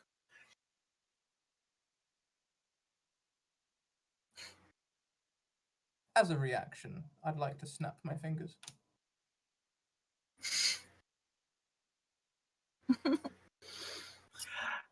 With a snap, the two suits of armor that guard the door into the kitchen come to life.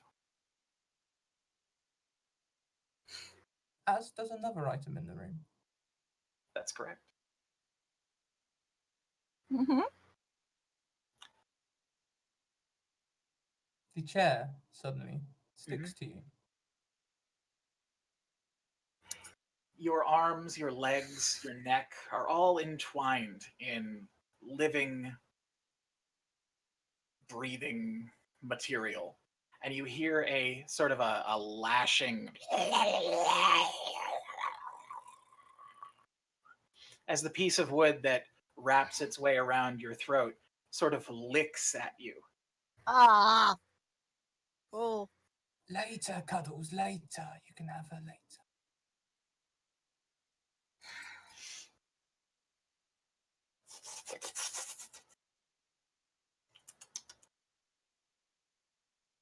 I just look repulsed. I imagine as repulsed as Jade looks right now.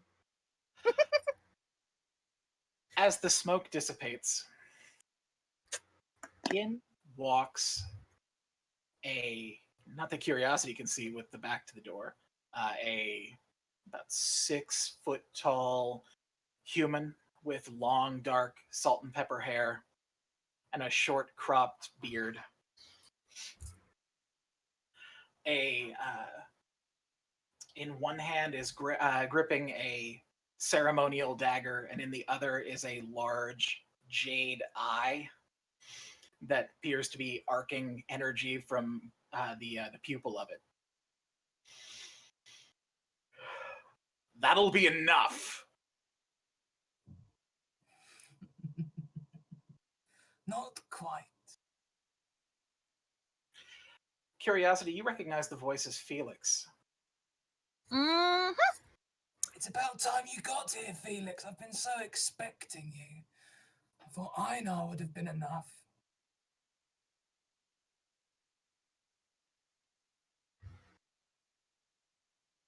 You shouldn't have come the way you had. We've stayed quiet. We've kept to ourselves. We haven't even tried to cause a fuss when you took over the way you did. If it wasn't enough losing the king, losing our freedoms as well, you're lucky that I haven't tried to put you on a pike by now. Put me on a pike. I don't care how long ago or how trivial it was, Felix. You fucking crossed me. And now you shall pay. And I'd like to summon a longsword to my hand. All right. You now possess a longsword. This black blade sort of crackles with necrotic energy. It feels home in your hand.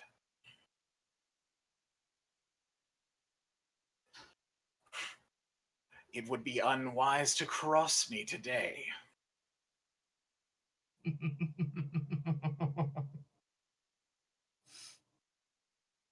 I'll send the suits of armor in. Okay. I want them to keep him busy. I'm not quite done with Curiosity. All right. Question. Yes. Is there any kind of check I can do to get out of the chair? Is there anything I can try to do to get out of the chair? You can make a strength check to break the grapple using your athletics. Not acrobatics? No, acrobatics would be if you wanted to tumble across a high wire and avoid this entire conversation. Well, you know, I would like to do that too, but yeah, the athletics is fine. It's not cocked, so it bounced out of the dice tray. 24.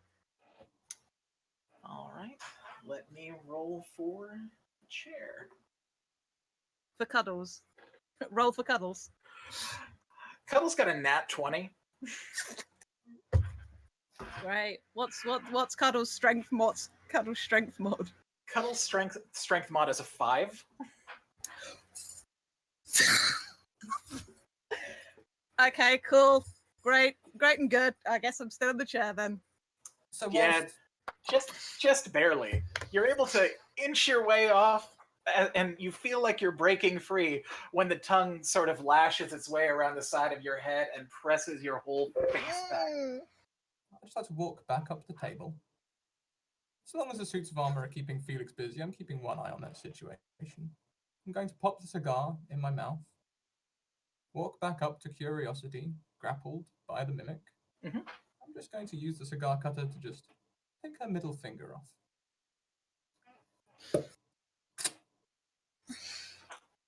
Cool. Place that in my pocket, then cut the cigar. Okay. Let's see here. Cool. Great and good. Great and good. That is a massive 9 points of damage. Go me. I am very hardy, apparently. Let's wrap it in a napkin, now filling with blood. Hmm. Cool. I endeavor not to make any noise. I don't know if I have to make a check to see if I don't make any noise. Like, on principle, I don't want to. Hmm. Okay, Cuddles, I'm done. I don't care what you do with her now. I'll The stride over towards Felix. the chair, curiosity and all, begins to walk backwards towards the door to the kitchen.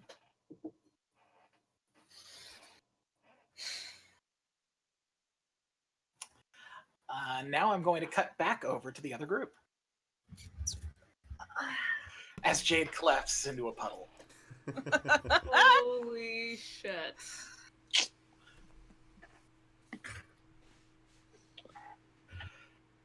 I mean, he's staying on brand.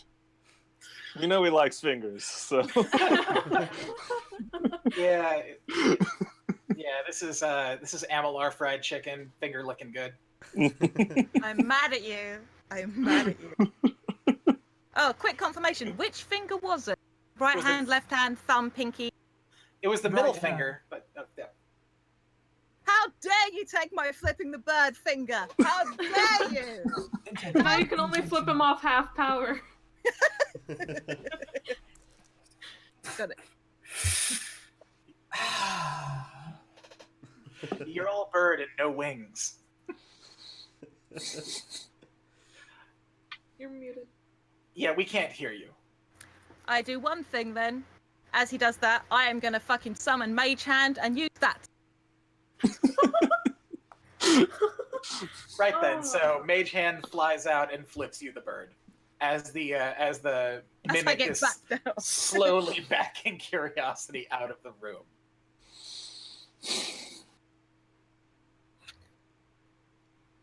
Yes, so back across to the the grimacing griffin. The guards all appear to be readying themselves for a fight, as the barkeep is pretty much going, "Oh shite, no, not another one," and starts to gather anybody in there that looks like they can't defend themselves behind the bar.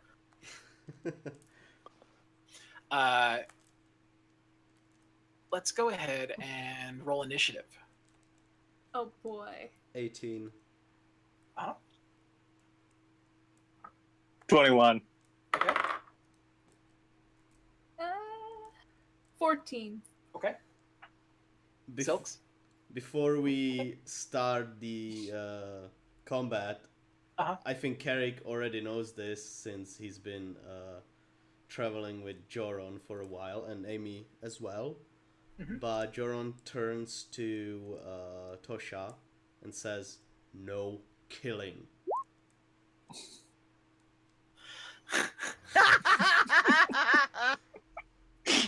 Anna, you're muted. I couldn't hear you at all. I said 21. Oh, there you are. Now I can hear. Okay, fantastic. And Amy is going to make a running leap and stand with the innocents at the bar in case anyone decides to get any ideas. So, Carrick, you rolled a 21. That puts you in front. Okay. So yeah. What size category would you say the tables are in here? I would say that they are medium-sized. Okay. So let me just see how many I can get with one go here. So mediums count as 2 objects. Okay. And choose up to 10. And then if I do a higher level, 2 more objects. Okay, yeah. So I'm going to use a 6th level slot to cast Animate Object Okay. and animate 6 tables. Oh, okay. And just have them start grappling guards.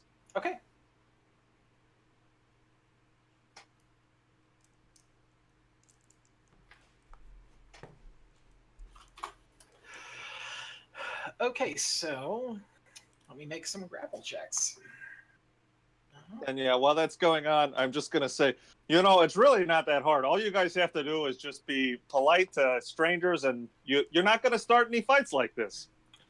Okay, of your 6 grappling tables, you have grappled 4 of the 6 men that are coming at you. So that leaves 3 total standing between the one that is already in front of Joran. Okay. The others are now wrestling with a table. Silks, what are you going to do?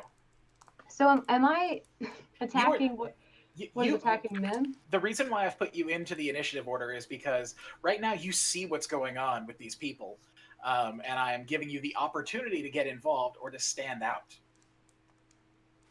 I think to play true to character, I'm just gonna watch and see what happens. Okay, great. Then, Tasha, what did you get? 14. 14? And then Joran I'm got a after. 14 too, right? No, 18. No, he got 18. 18. Okay, so Joran, you're first then. I The guy that you already punched once is standing in front of you, visibly haggard by having to go to another dimension.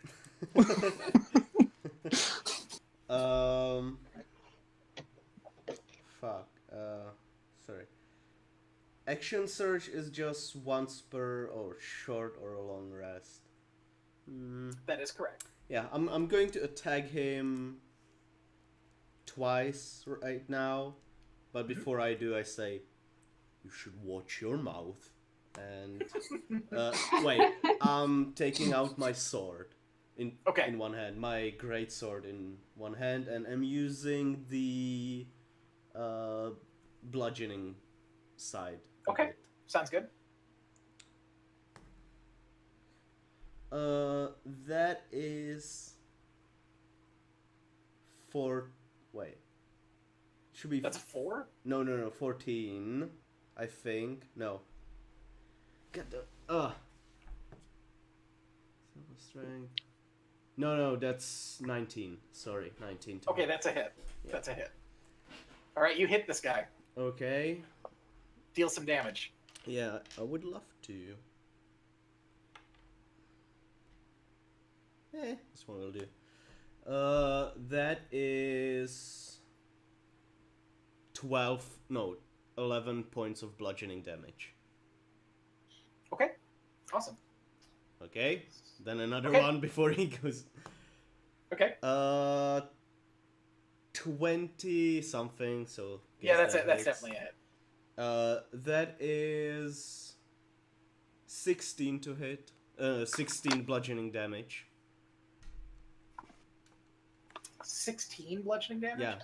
Okay, he is out cold. Okay. You have now. He's not dead. He is, however, bleeding from the face, as you have now crossed his face twice with sword blows. Yeah.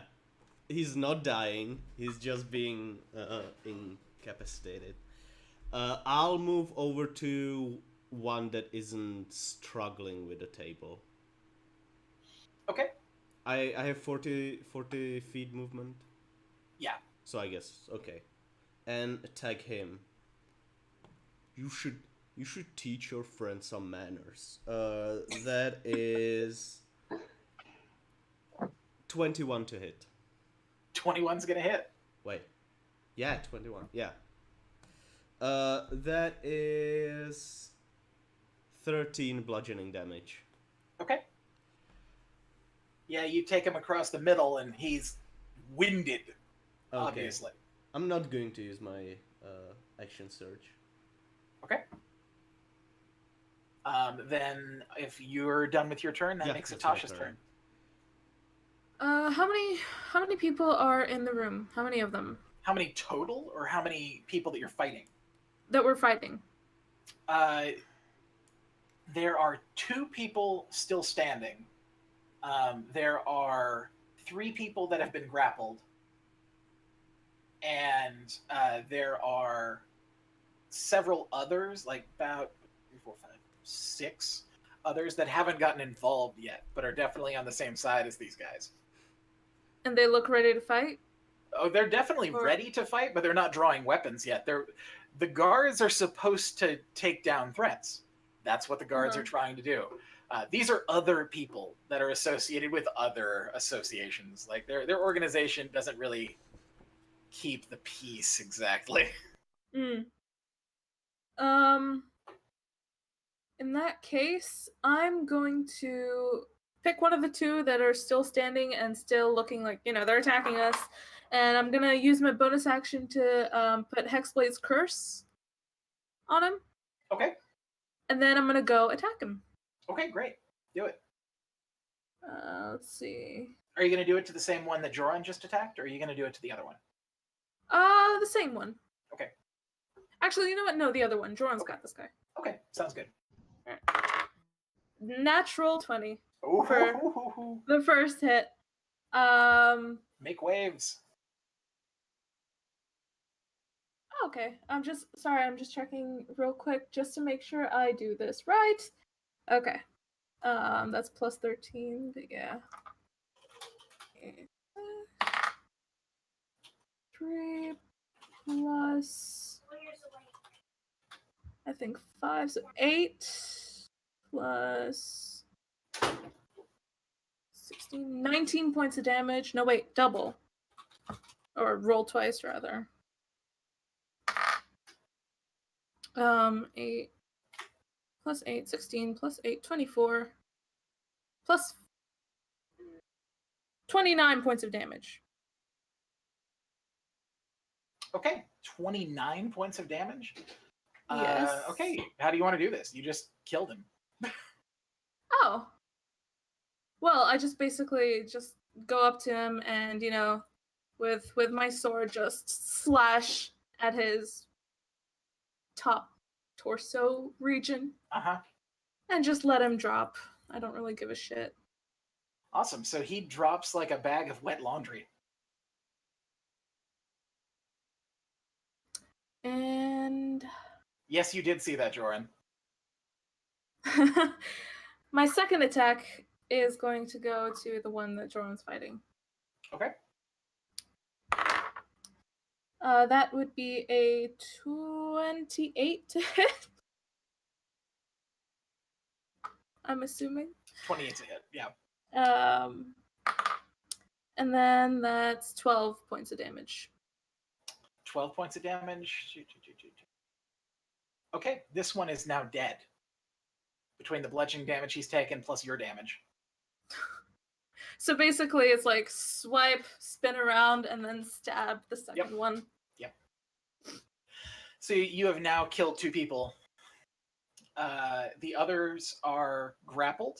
The ones that are looking on are now giving you the slow golf clap. Can I use my free action to say a few words? Sure, we can do that, yeah. I just want to turn around to the other 3 that are grappled and say, if you like keeping your heads, then you better stay exactly where you are. And that's it. That's fine. Okay. Yes, I know Joran wants to say something. You gotta give me a minute. Because now it's their turn. Okay. So all of the people that were dressed in sort of red nobles attire sort of begin to look about between them, and one by one they all stand up. You now have 6 more targets, as the first of them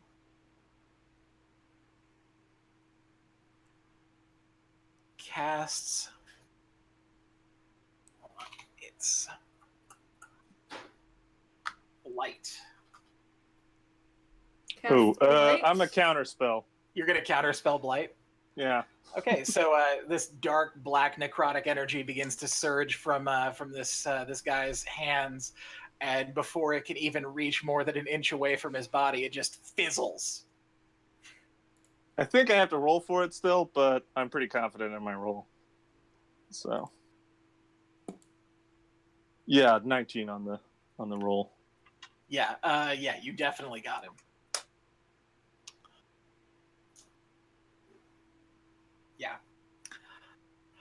Okay, so yeah, Blight is gone, and then the guy beside him draws 2 daggers and hurls them at Tasha.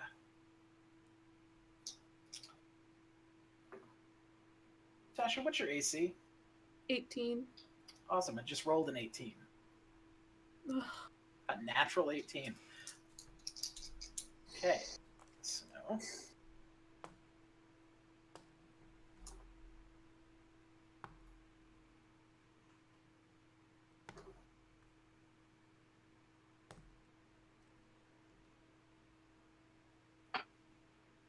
take 23 points of piercing damage as 2 daggers take you in each of your shoulders. Oh, 23? 23. Okay. The others appear to be preparing spells, and that's the end of their round. So it takes us back to Carrick. Okay. So I'll have the 3 that aren't grappling anyone go after some of the ones casting spells to try and grapple them. Okay. And as my action, I'm going to go up to one of the people Tasha killed and see if I can administer first aid. If they're not dead or, hoping they're just bleeding out or something. And just kind of like... I kind of thought we were just roughing them up, Tasha. I don't know what's going on with this. And yeah, I'll roll a medicine. 17?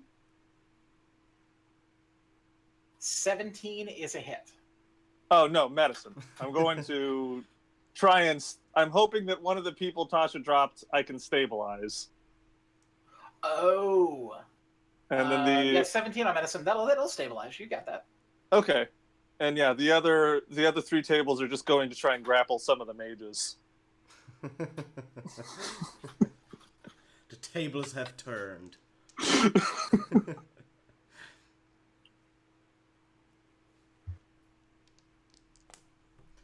And yeah, that'll be my turn.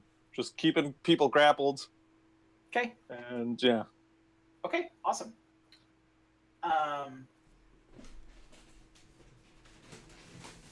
That means that it is now... Are you going to do anything yet, Silks? Hmm? Okay. Okay, so how many people are still standing? Still standing, you have 1, 2, 3, 4, 5, 6. Everybody? I'm sorry, what? Everybody, including both sides? Oh, no, 6 of them that they're attacking, and then the party is 1, 2, 3, 4, if you count Amy.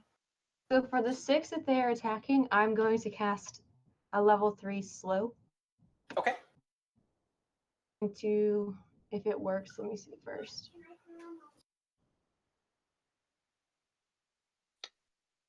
Question, did my table successfully grapple any of the mages? Oh, that's an excellent question.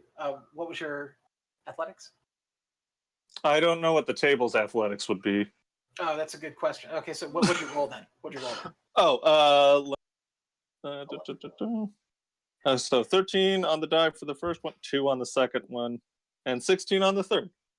So, yes, you would have grappled 1 more. So there you go. Okay. Okay. Is 16 successful? It is.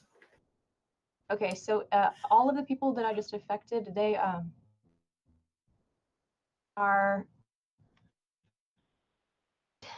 take a -2 penalty to AC and dexterity saving throws, and they can't use reactions. So on their turn, they can either use fail. So they have to succeed on, I think it's a wisdom saving throw. Yep.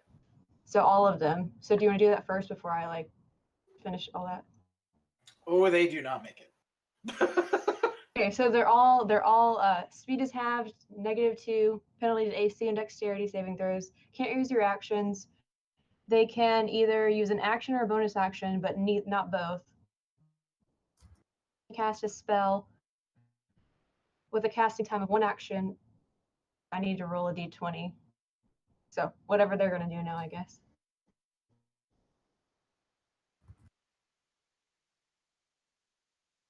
What did you? I'm sorry. I'm managing a couple of things. What was the last thing you said? I said I'm going to see what they do because if they the reaction is slowed, as you can imagine, as the those that were trying to cast a spell are now sort of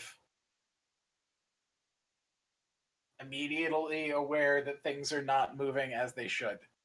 And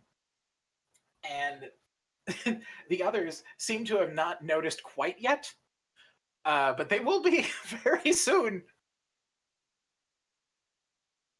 Is that your entire turn? I believe so. Yeah, I'll just stay where I am and just I kind of wanted to do it as secretly as possible. I don't know how. Well, neither side is really paying attention to you. Yeah. So it probably went unnoticed. So I don't want anyone to know what I did. I just wanted to give the guys that are in the bar kind of a disadvantage. If you want to guarantee that nobody sees you, though, you can make a sleight of hand check.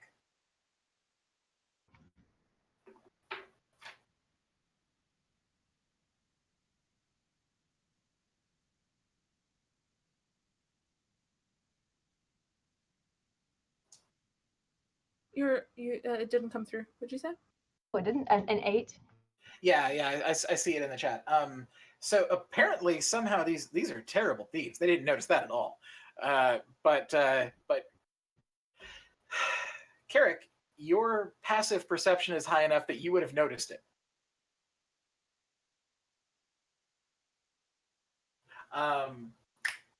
Okay, Joron. I'm going to kneel and cast. I'm going to touch the guy that was stabbed by Tosha, and without knowing I'm casting this, I'm going to cast Spare the Dying on him. And then I'll stand up, grab Tosha by her collar, and pull her in, and I say to her face, I said no killing. And that's my action. Curiosity, you leave Tasha for 1 minute. And that's my whole action. I'm kind of busy.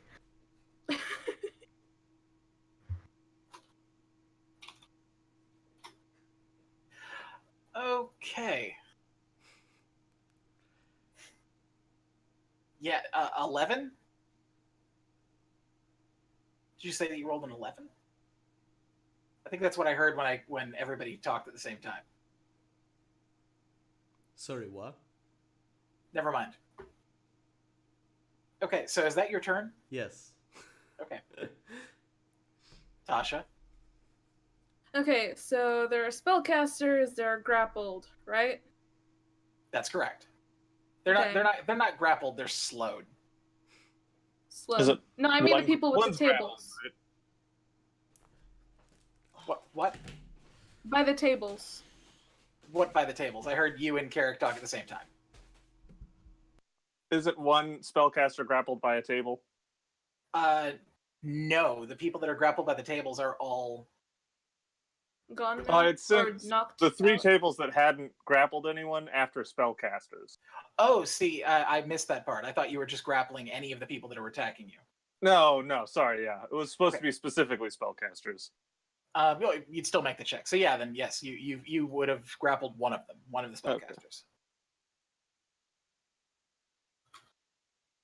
Okay, if the others are slowed, basically, what does that mean in terms of what they can do on their turn? In chat. You also might not know they're slowed. I don't know how obvious it is. It's not especially obvious. It really. You're throwing it in chat. Of Yeah. stuff. Oh, gotcha. Spell cast. If they try to cast a spell, need to roll a d20, or Mike can roll a d20. Yep. And work. And then Okay. if they make a melee attack, I believe. They can only make one. That's right. Okay. All right. The closest person to us that is slowed. As first Carrick spoke to me, then Joran spoke to me. I'm just gonna roll my eyes and then go towards the next person and attack. But I'm gonna sort of try and make it a non-lethal blow. Okay. I want to hurt, but I don't want to kill this time. Okay. That's a 23 to hit. 23 will hit. Okay, regular damage or Yeah, it's just regular damage. all right. You can try and aim for vital places, but unless you have a weapon that you can do non-subdual damage with, spells just do damage. No, You're it's just- just my scimitar. Yeah, Okay, you're just you- stabbing them in the most friendly way possible. You can Yeah. use the scimitar to deal subdual damage, like non-lethal damage, but you'd have to. Yeah, you could do that. It would still deal the same amount of damage. It would just be, bludgeoning. Instead of slashing. Gotcha. I'll do that. Maybe like the butt of the sword to the side of the temple or something. Yeah, that's fine. That is 14 points of bludgeoning damage. Okay. And you're Oh, doing wait. that. Yeah, 14. Okay, you're doing that to the spellcaster that's grappled. The next closest person that would be to me that's slowed. Okay, sure. If they're still up, I'm gonna try and do another sort of like hilt smash to the face. Okay. 18 to hit. 18 is a hit. Yes. Okay. That one is 11 points of damage. Okay. Is it to the same person or a different one? Yeah. Same yeah. person? Okay, this So- person is now unconscious.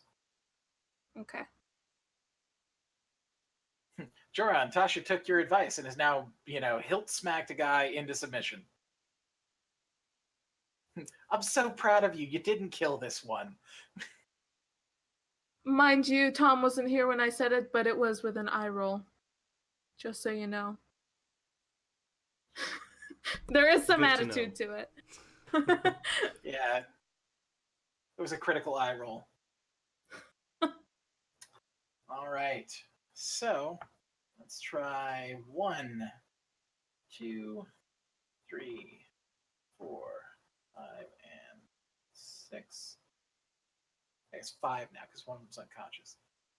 Okay, so of the 5 people that are slowed, now only 2 of them are slowed. The rest of them have made their wisdom save. The 2 that are still slowed retrieve their crossbows. The others begin advancing on you. Specifically on you, Joran. So you are now surrounded by 3 armed rogues wielding daggers and delightful, billowing magical plumage. But that is their turn, because they use their turn to break that.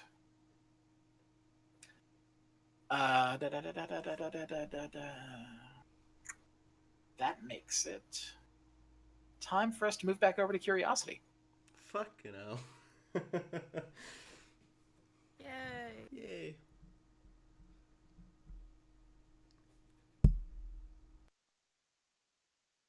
Oh, you're muted. There we go. Everybody's muted nowadays. That's the cool thing to do. It's, you've got to keep up with the kids. So Curiosity, as Cuddles takes you back out into the kitchen, he turns you round so you can survey the fight between Felix, the 2 Warforged knights, and Leone. How considerate. That's very nice of him. Yeah, Felix seems to be shrugging off the damage that the knights are doing.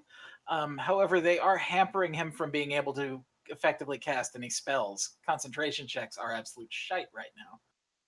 What I'd like to do right now, Mike, as Mhm. Leone, I'd like to extend my 2 arms. And as I do, I'd like them to shift into large taloned arms that grip that grip Felix by the shoulder and the hand, holding the jade eye. And I'd like to tear that arm off. Ooh, okay. Make a basic melee attack, I guess. Can I just do that with strength or something? Actually, you know what? Since you're not genuinely attacking, you're trying to pull it off. Try and make an athletics check. I think that makes more sense. How about a nat 20? Oh, I would love a nat 20. Yeah, so like you're pulling the wings off of a chicken. Yep, there's a loud pop and click as the bone pops out of the socket, and then all of the sinew just rips away. And my arms return to normal human arms. I drop the jade arm in the other palm, place it on the table, take the hilt of the sword I've summoned, and smash it.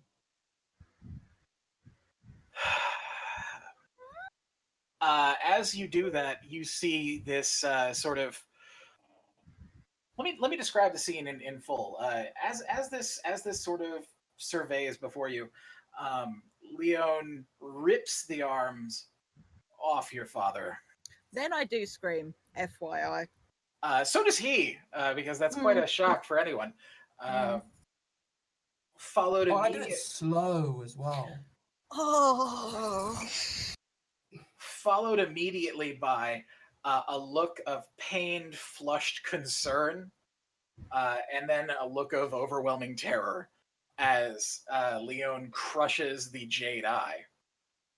And you see this viscous, just gelatinous ooze like an ichor just seep out of it into the floor. And from the fumes that come out of the eye, you see this spectral form of this little, looks almost like a lesser fiend, that points a finger at Felix and then draws one long line. Now, Felix, with that out of the way, perhaps we can have a proper discussion. Burn him. I don't want him bleeding out on us. And I imagine that's about the last Curiosity sees as the kitchen door closes behind her. Yep. And Curie, you are now drug into the kitchen. Kitchen is clean. There's a large chef preparing something. But this is not where Cuddles stops. Cuddles takes you further into the meat locker.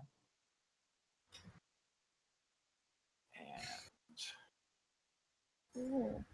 That was an unintentional pun before Tom gets really excited about it. In the meat locker, you can see Yeah, several... I've actually got it out so that everyone can see it. Tom, if you'd like to move over and take a look at that. Lovely. In the meat locker, you will see several carcasses hanging.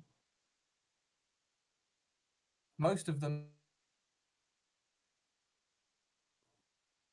but on one hook sits Y-mir. Legs and arms missing, ribs missing.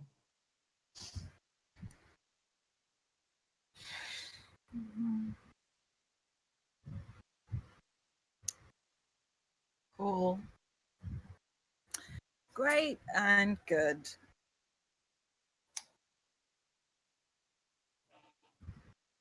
I hadn't seen over to you, Curiosity.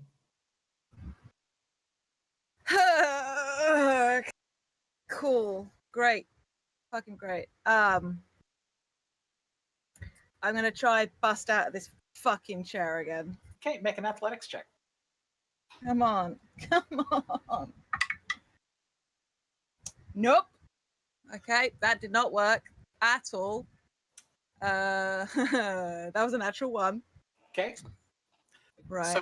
So the chair, Cuddles, Mhm. brings you into the room and positions you to spit you into what looks to be a very large juicer. It is almost like like an Iron Maiden. Sure. I am going to cast Thunder Wave at level 3. Okay. That's a con save for the mimic. Okay, what's the DC? 17. It fails.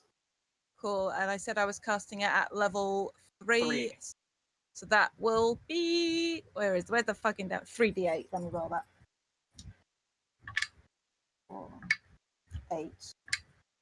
That is 11 points of thunder damage, and anything not attached is like shoved 10 feet away from me. I'm sort of like aiming it out from myself. So Mhm. effectively the mimic is affected, but also we might get pushed away from the wall. Okay, so I want him to let go, basically. so your thunder wave effectively moves the juicer out of the way, Cool. and then it moves you out of the way, and it shatters the mimic up against the wall. Cool.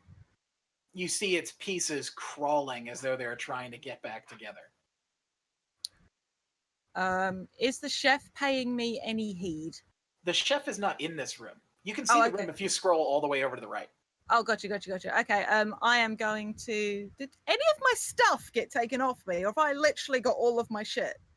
You have not had anything removed from you. You have absolutely everything you came in with. Oh, I fucking love arrogant people. Awesome. Okay.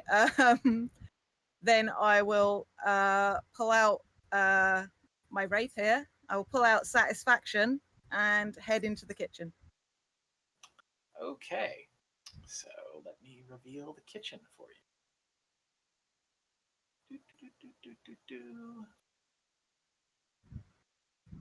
So you would come out here. Okay. Oh, and there's a little bit more that I think I can reveal. There. How does anyone react to my presence? Because if so, I'm just going to fucking keep going. Well, let me describe things for you. Okay. In the room, there are several individuals that appear to be shackled to the wall in various states of disarray. One of them appears to be dead. The troll seems to be... Are you looking at it now? You see it now? That's what that is, huh? That is a fell troll who Leon has decided to take on as a chef. Great. Making all kinds of friends today. Yes, super happy to see you. You want cook now? We cook now.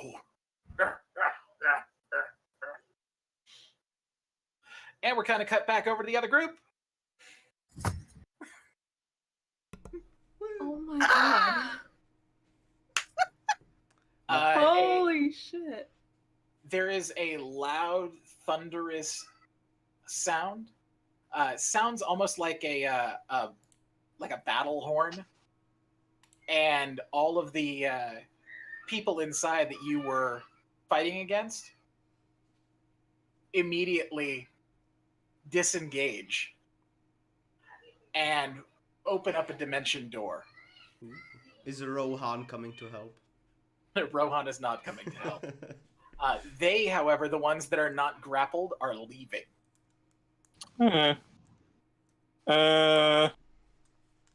Yeah, one of the important looking guys that's dimensioning door, I'm gonna counterspell. Okay. Even the thieves around me, the three guys. They disengaged first, Okay. and then they cast Dimension Door. Well, I may Yeah. have something against that.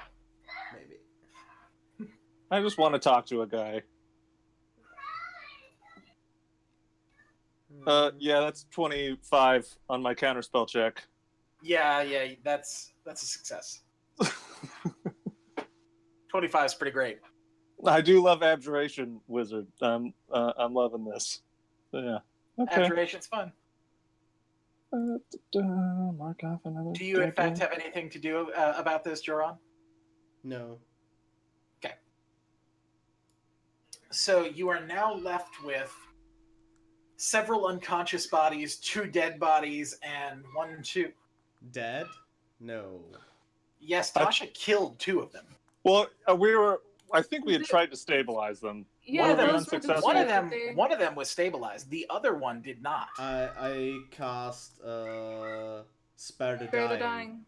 Okay, the then other one. both of them have succeeded at their death saves. Oh. Big money, no whammy, no whammy. No one's dead. Yay. Okay.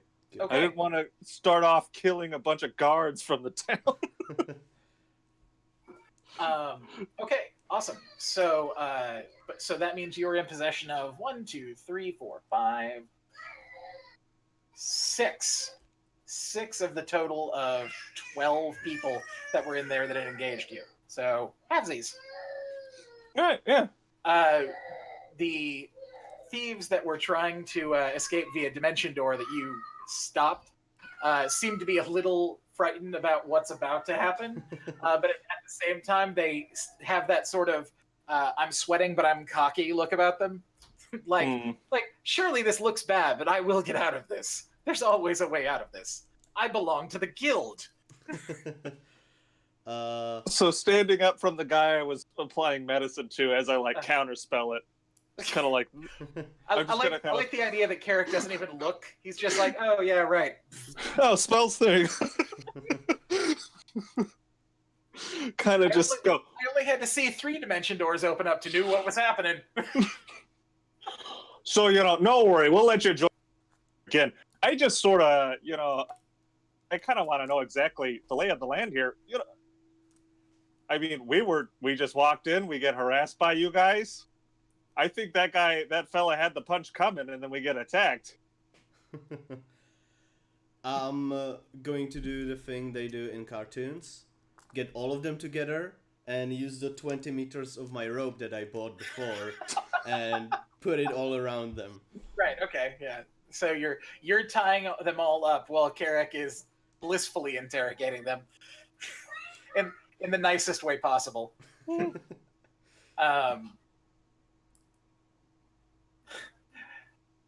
You're not wanted here. This place, it doesn't need you. It's Yeah. Oh, go ahead. Sorry, I didn't mean to interrupt. everything here is under our protection, and people like you disturbing things, we don't need them. I tie it a bit more. He's pretty badly wounded, so when you tighten it, he actually vomits a little. Prestidigitation. Oh, that's Clean that up. Unfortunate. You okay there, buddy? Fuck off! Oh, Okay. and I Hey. slap him. Oh. And he's unconscious again. All right. Oh. Is there anyone over there that looks slightly less assholey? You'd the probably group of have a people that better are time around you? asking questions not of these people, but of the people that are cowering. No, I mean, just of the group that's tied up right now that tried to, that were fighting us. Which one looks least of all to comment with a retort? I guess. Which one looks less of an asshole? Can Make I an get insight that? check. Yeah. It takes Make an one to insight know check to one. find the one that's peeing his pants. That would be a 21. Ooh, 21. Okay, yeah. Actually, yeah. You find one of the guards, in fact, that looks a little too young to be in the position he's in. probably like like left the academy. Looks like maybe 18, maybe 19 years old, and dangerously aware of how bad a decision it was to be here. I'm gonna walk up to him. Is he one of the people tied up? Yes. Okay. I'm gonna walk up to him and just sort of gently put my hand under his chin and just kind of walk up close and be like, "Hey, sweetheart, you know, you don't have to put yourself with these others. I know they made a big mistake attacking just some civilians, really." Listen, if you promise to stop hurting me, I'll tell you anything you want. I'll tell you where my mother hides her gold. I'll tell you anything. Oh, you know, I won't hurt you. We didn't want to hurt anyone. We got attacked and obviously we had to fight back. You almost killed 2 people. But I didn't. Well, okay. Helping or hurting, you Joanne? actually did. Helping or We hurting? had to save them. We're not gonna hurt you. All right? Just tell us what we need to know. We're just trying to get to know the place. Deception. Roll deception. Yes! This is something I'm good at. Natural one. 20! Natural 20. Fantastic. He looks back and forth at his sort of compatriots and then looks at you and then looks back at them and goes, "What do you want to know?" And I point to Carrick.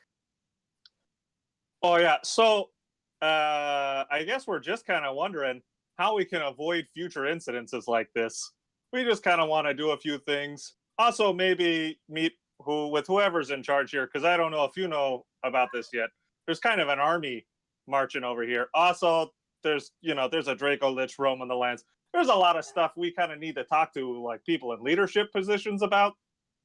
So, how do we avoid future confrontations, and where do we meet, whoever's in charge?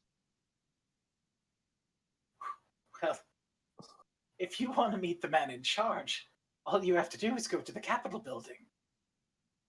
Okay, yeah. That's, we probably should have thought about that first. Yeah, thanks. So, probably a dumb question. So, to the other point then, how would we avoid future confrontations with kind of you and yours? Yeah, they're saying you don't want any kind of, keeping foreigners out kind of thing.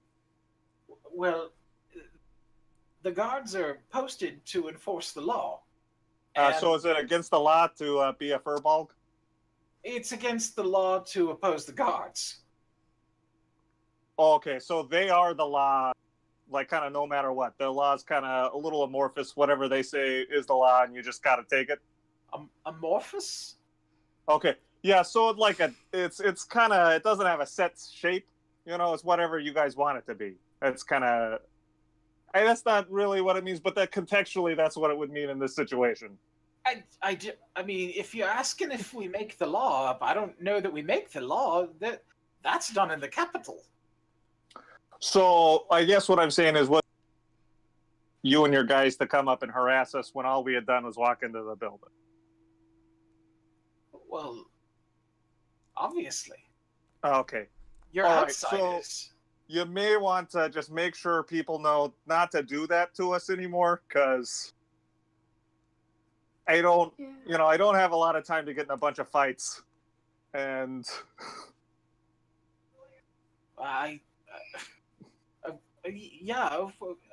okay.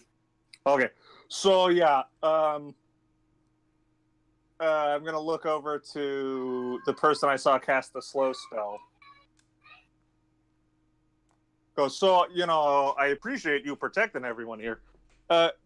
You seem like maybe you may be a little bit more informed as to how to get around and get along than maybe asking the bullies about what we're supposed to do. So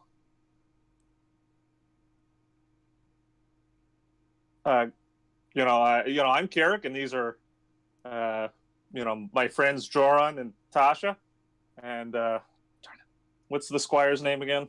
Amy. And yeah, Amy. So if you want to we can go talk somewhere else. I don't know if this is a safe place or not. Well, no, we have to stay here. So So I get. So what is Silk's Jenna? gonna do to that?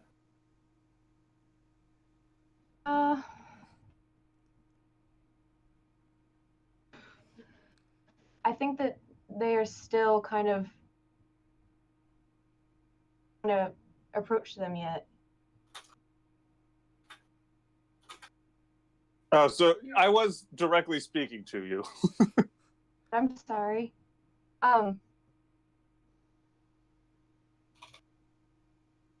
You're cutting in and out. Yeah. A little bit. Yes. Okay. Could you say that again?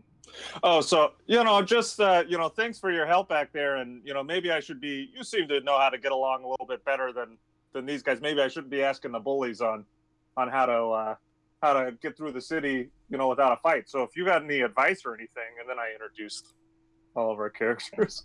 So I didn't even realize you're speaking to me. I'm so sorry. I think that Silk's. So I'm going to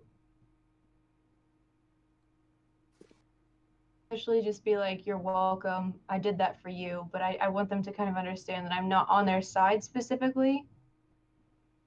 Felt them out enough to know if they are what I deem as good.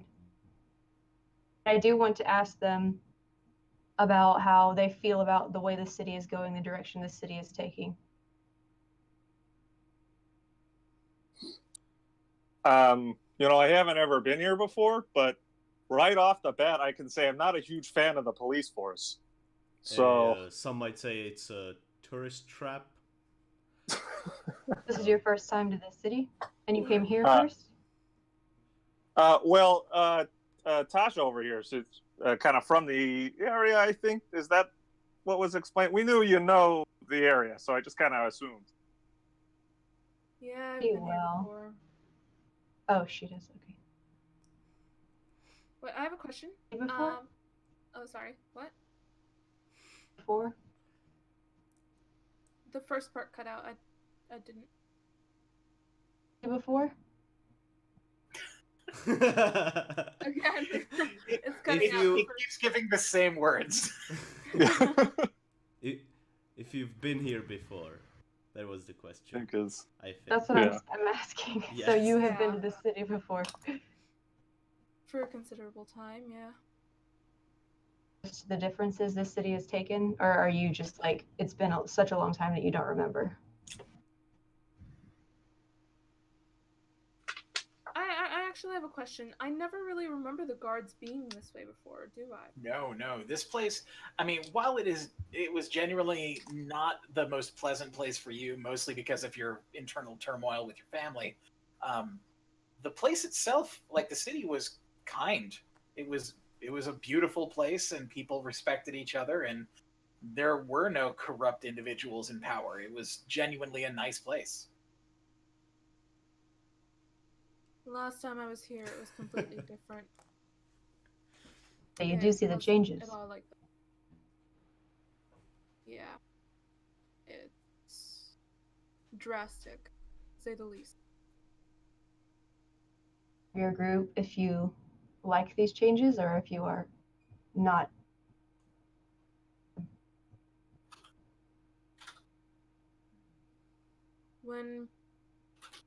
When a very benevolent king dies and a corrupt man rises in power, that's obviously something extremely crooked.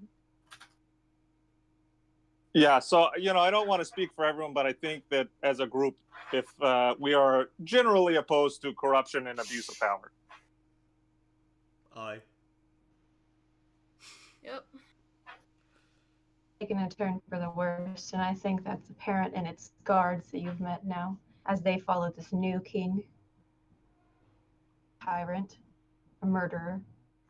Who is... City is in the shadows, but I am here because I do not like the direction it's taken. The city is turned into a nightmare. And my goal here is to change things. And when I watched you, I couldn't fully comprehend who you were, what you were here for. So I had no way of knowing if you were support or not support. I noticed that since you were fighting these guards, there must be some alternative. So I did help you a little bit. Oh yeah, it's much appreciated. Yeah. So, corrupt king, neat. Who is the new king? And I do not. Wait, can you say that again? Shooting? It's literally not picking it up. Hugoth? You fucking kidding me, Mike? Fuck up. Fuck. Okay. I obviously remember this dick bag full of shit bones, sacks. You would actually know him specifically, Tasha, as being the one responsible for Gom's death. Everything's fine. This is fine. He used to be the chancellor, the one that governed over the city underneath the king. Now it seems like he's in charge.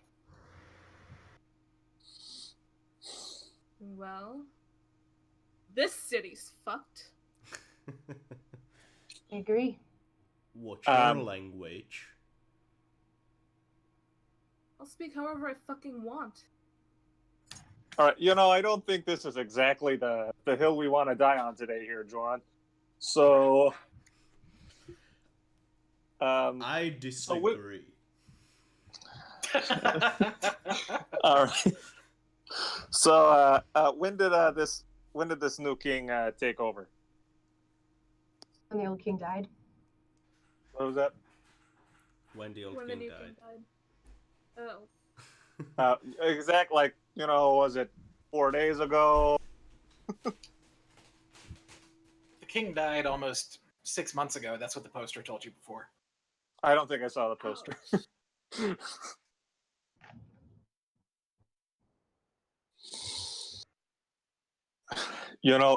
It may be a coincidence that now is when Draco Lich that hasn't been seen for 1,000 years shows up and attacks the Vale. It may be a coincidence that this is when Amalar finds itself at war with other countries. But I'm kind of guessing these may be related in some fashion. So yeah, I don't know. I think we need to assess whether or not the Vale, getting to the Vale, is of urgent concern for us.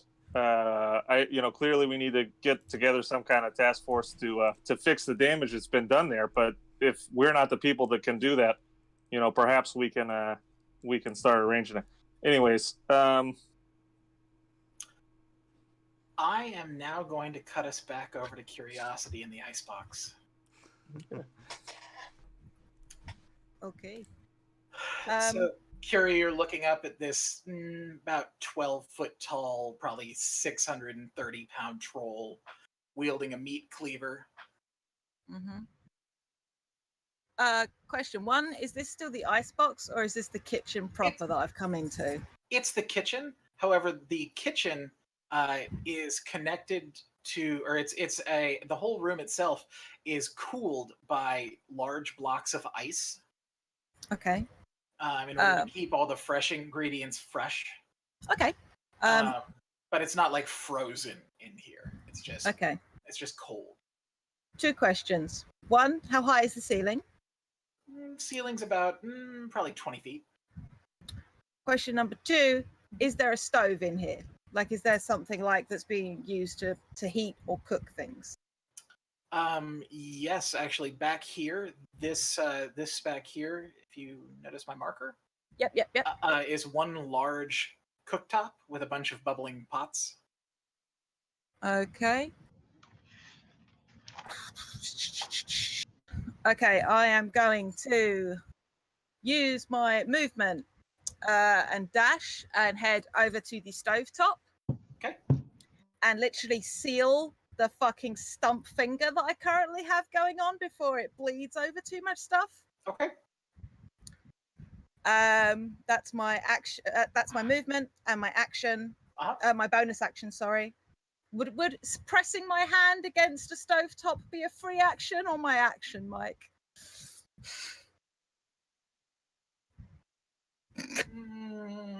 It's technically a bonus action.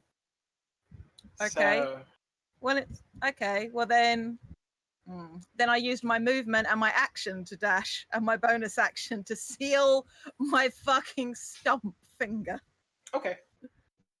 Am I basically an initiative, or are you just going to let me do stuff until? I'm just gonna let you do stuff because the cook has no interest in stopping you. Oh, okay, cool. Then I do that. He's watching you and sort of licking the end of his knife, and continues to go about doing what he's doing. Okay, cool. Then, having suitably sealed that wound, I am going to cast haste. No, I'm not. I'm going to cast blur on myself Mm-hmm. and head back out into the dining room. Okay. You should be able to move your marker now. The door is over here. Okay. But if I go out that way, will I then pop out at the other side of the map? You will. I'm about to move you. Oh, okay, cool. Thank you. Because I am kind. Thank you. Oh, gracious DM. Oh, great and powerful. Okay. There you go. You pop out the door. What do I see? At this point, it's just letting the sword disappear. Take him downstairs and lock him up until we're ready to complete the ritual. He'll turn round and regard curiosity. What ritual? You don't need to worry about that. Yet somehow I fucking am worried about it, Leon. Yeah, perhaps. He's going to start walking towards you. Thing is, you see, Curiosity or Mr. Nyland or whatever the fuck you want to call yourself, I've got everything I need from you. And I suggest you fuck off while you still can.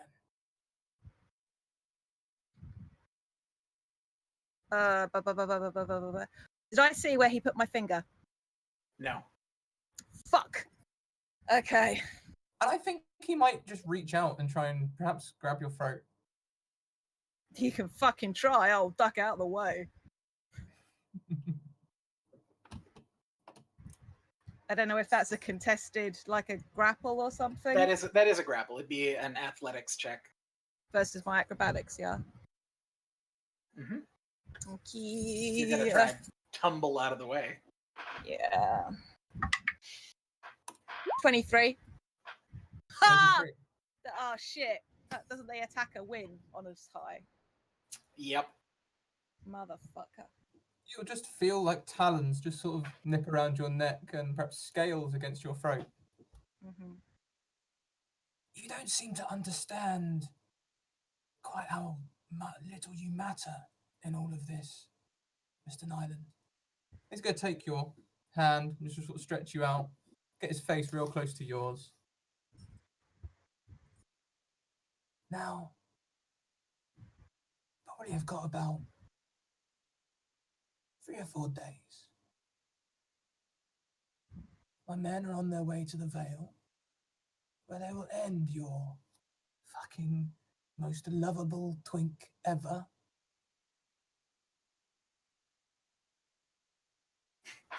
And frankly, I think right now you're wasting your time here with me. And he's just going to lick your face. I twist and try to bite his tongue. You are successfully grappled, so you do not succeed. Motherfuck. Fine. I'm not happy about it. Okay. You can gnash your teeth all you like, but you won't get anywhere close. Okay.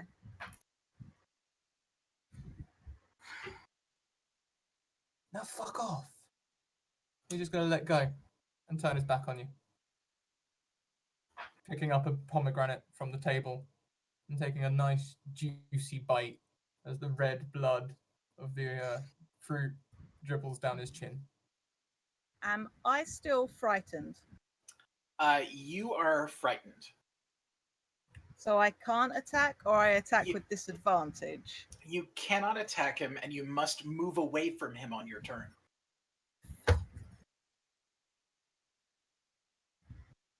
Then I guess I have to leave.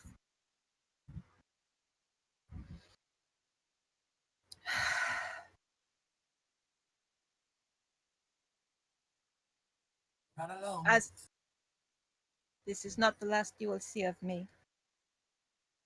Oh, good. And I turn and I run. Okay. Perhaps it won't be the last you see of Y-mir either.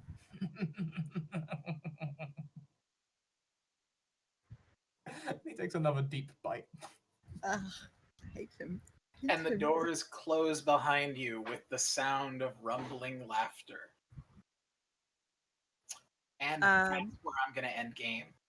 Okay, I was going to say one thing. Yeah. If that was okay. Yeah, sure. I activate my sending stone. Uh-huh. And I say, I fucked up. This is bad. This is so bad. This is really, really, really, really, really fucking bad. You cut out. But is this the one we have? Yeah, it's the one that both of you have. Trust? Yep, I used the activation word. What did you That could say? be it. The last part cut out. Basically, lots of apologizing, and I fucked up, and everything is fucked up, and everything is wrong and ruined and bad. Just like a very Curiosity-esque stream of consciousness. Okay. And that can be where he ends. But yeah, Tasha gets that fucking mental earful. All right, so that's where we're going to end game this week. I'm so thankful that you all were able to be here. Scratticus, thank you again for showing up. Thank you. Playing It was a blast. Thank you. Oh, that sounded like the most begrudged thank you I've ever heard in my life. Absolutely. And would you like to plug your channel? Yeah, sure. Guys, I'm Scratticus. I run the Scratticus Academy over at twitch.tv/Scratticus. We run a fully inclusive community where we introduce a lot of new players to the game. And so if you want to get a game, just head on over to the Scratticus Academy. Send me a DM on Twitter, Scratticus_, and I'll get you a game. And I'm not always, I'm not always this bad villain. No, I'm actually very impressed because when I met you, you were just lovely. You were a perfect person to be around.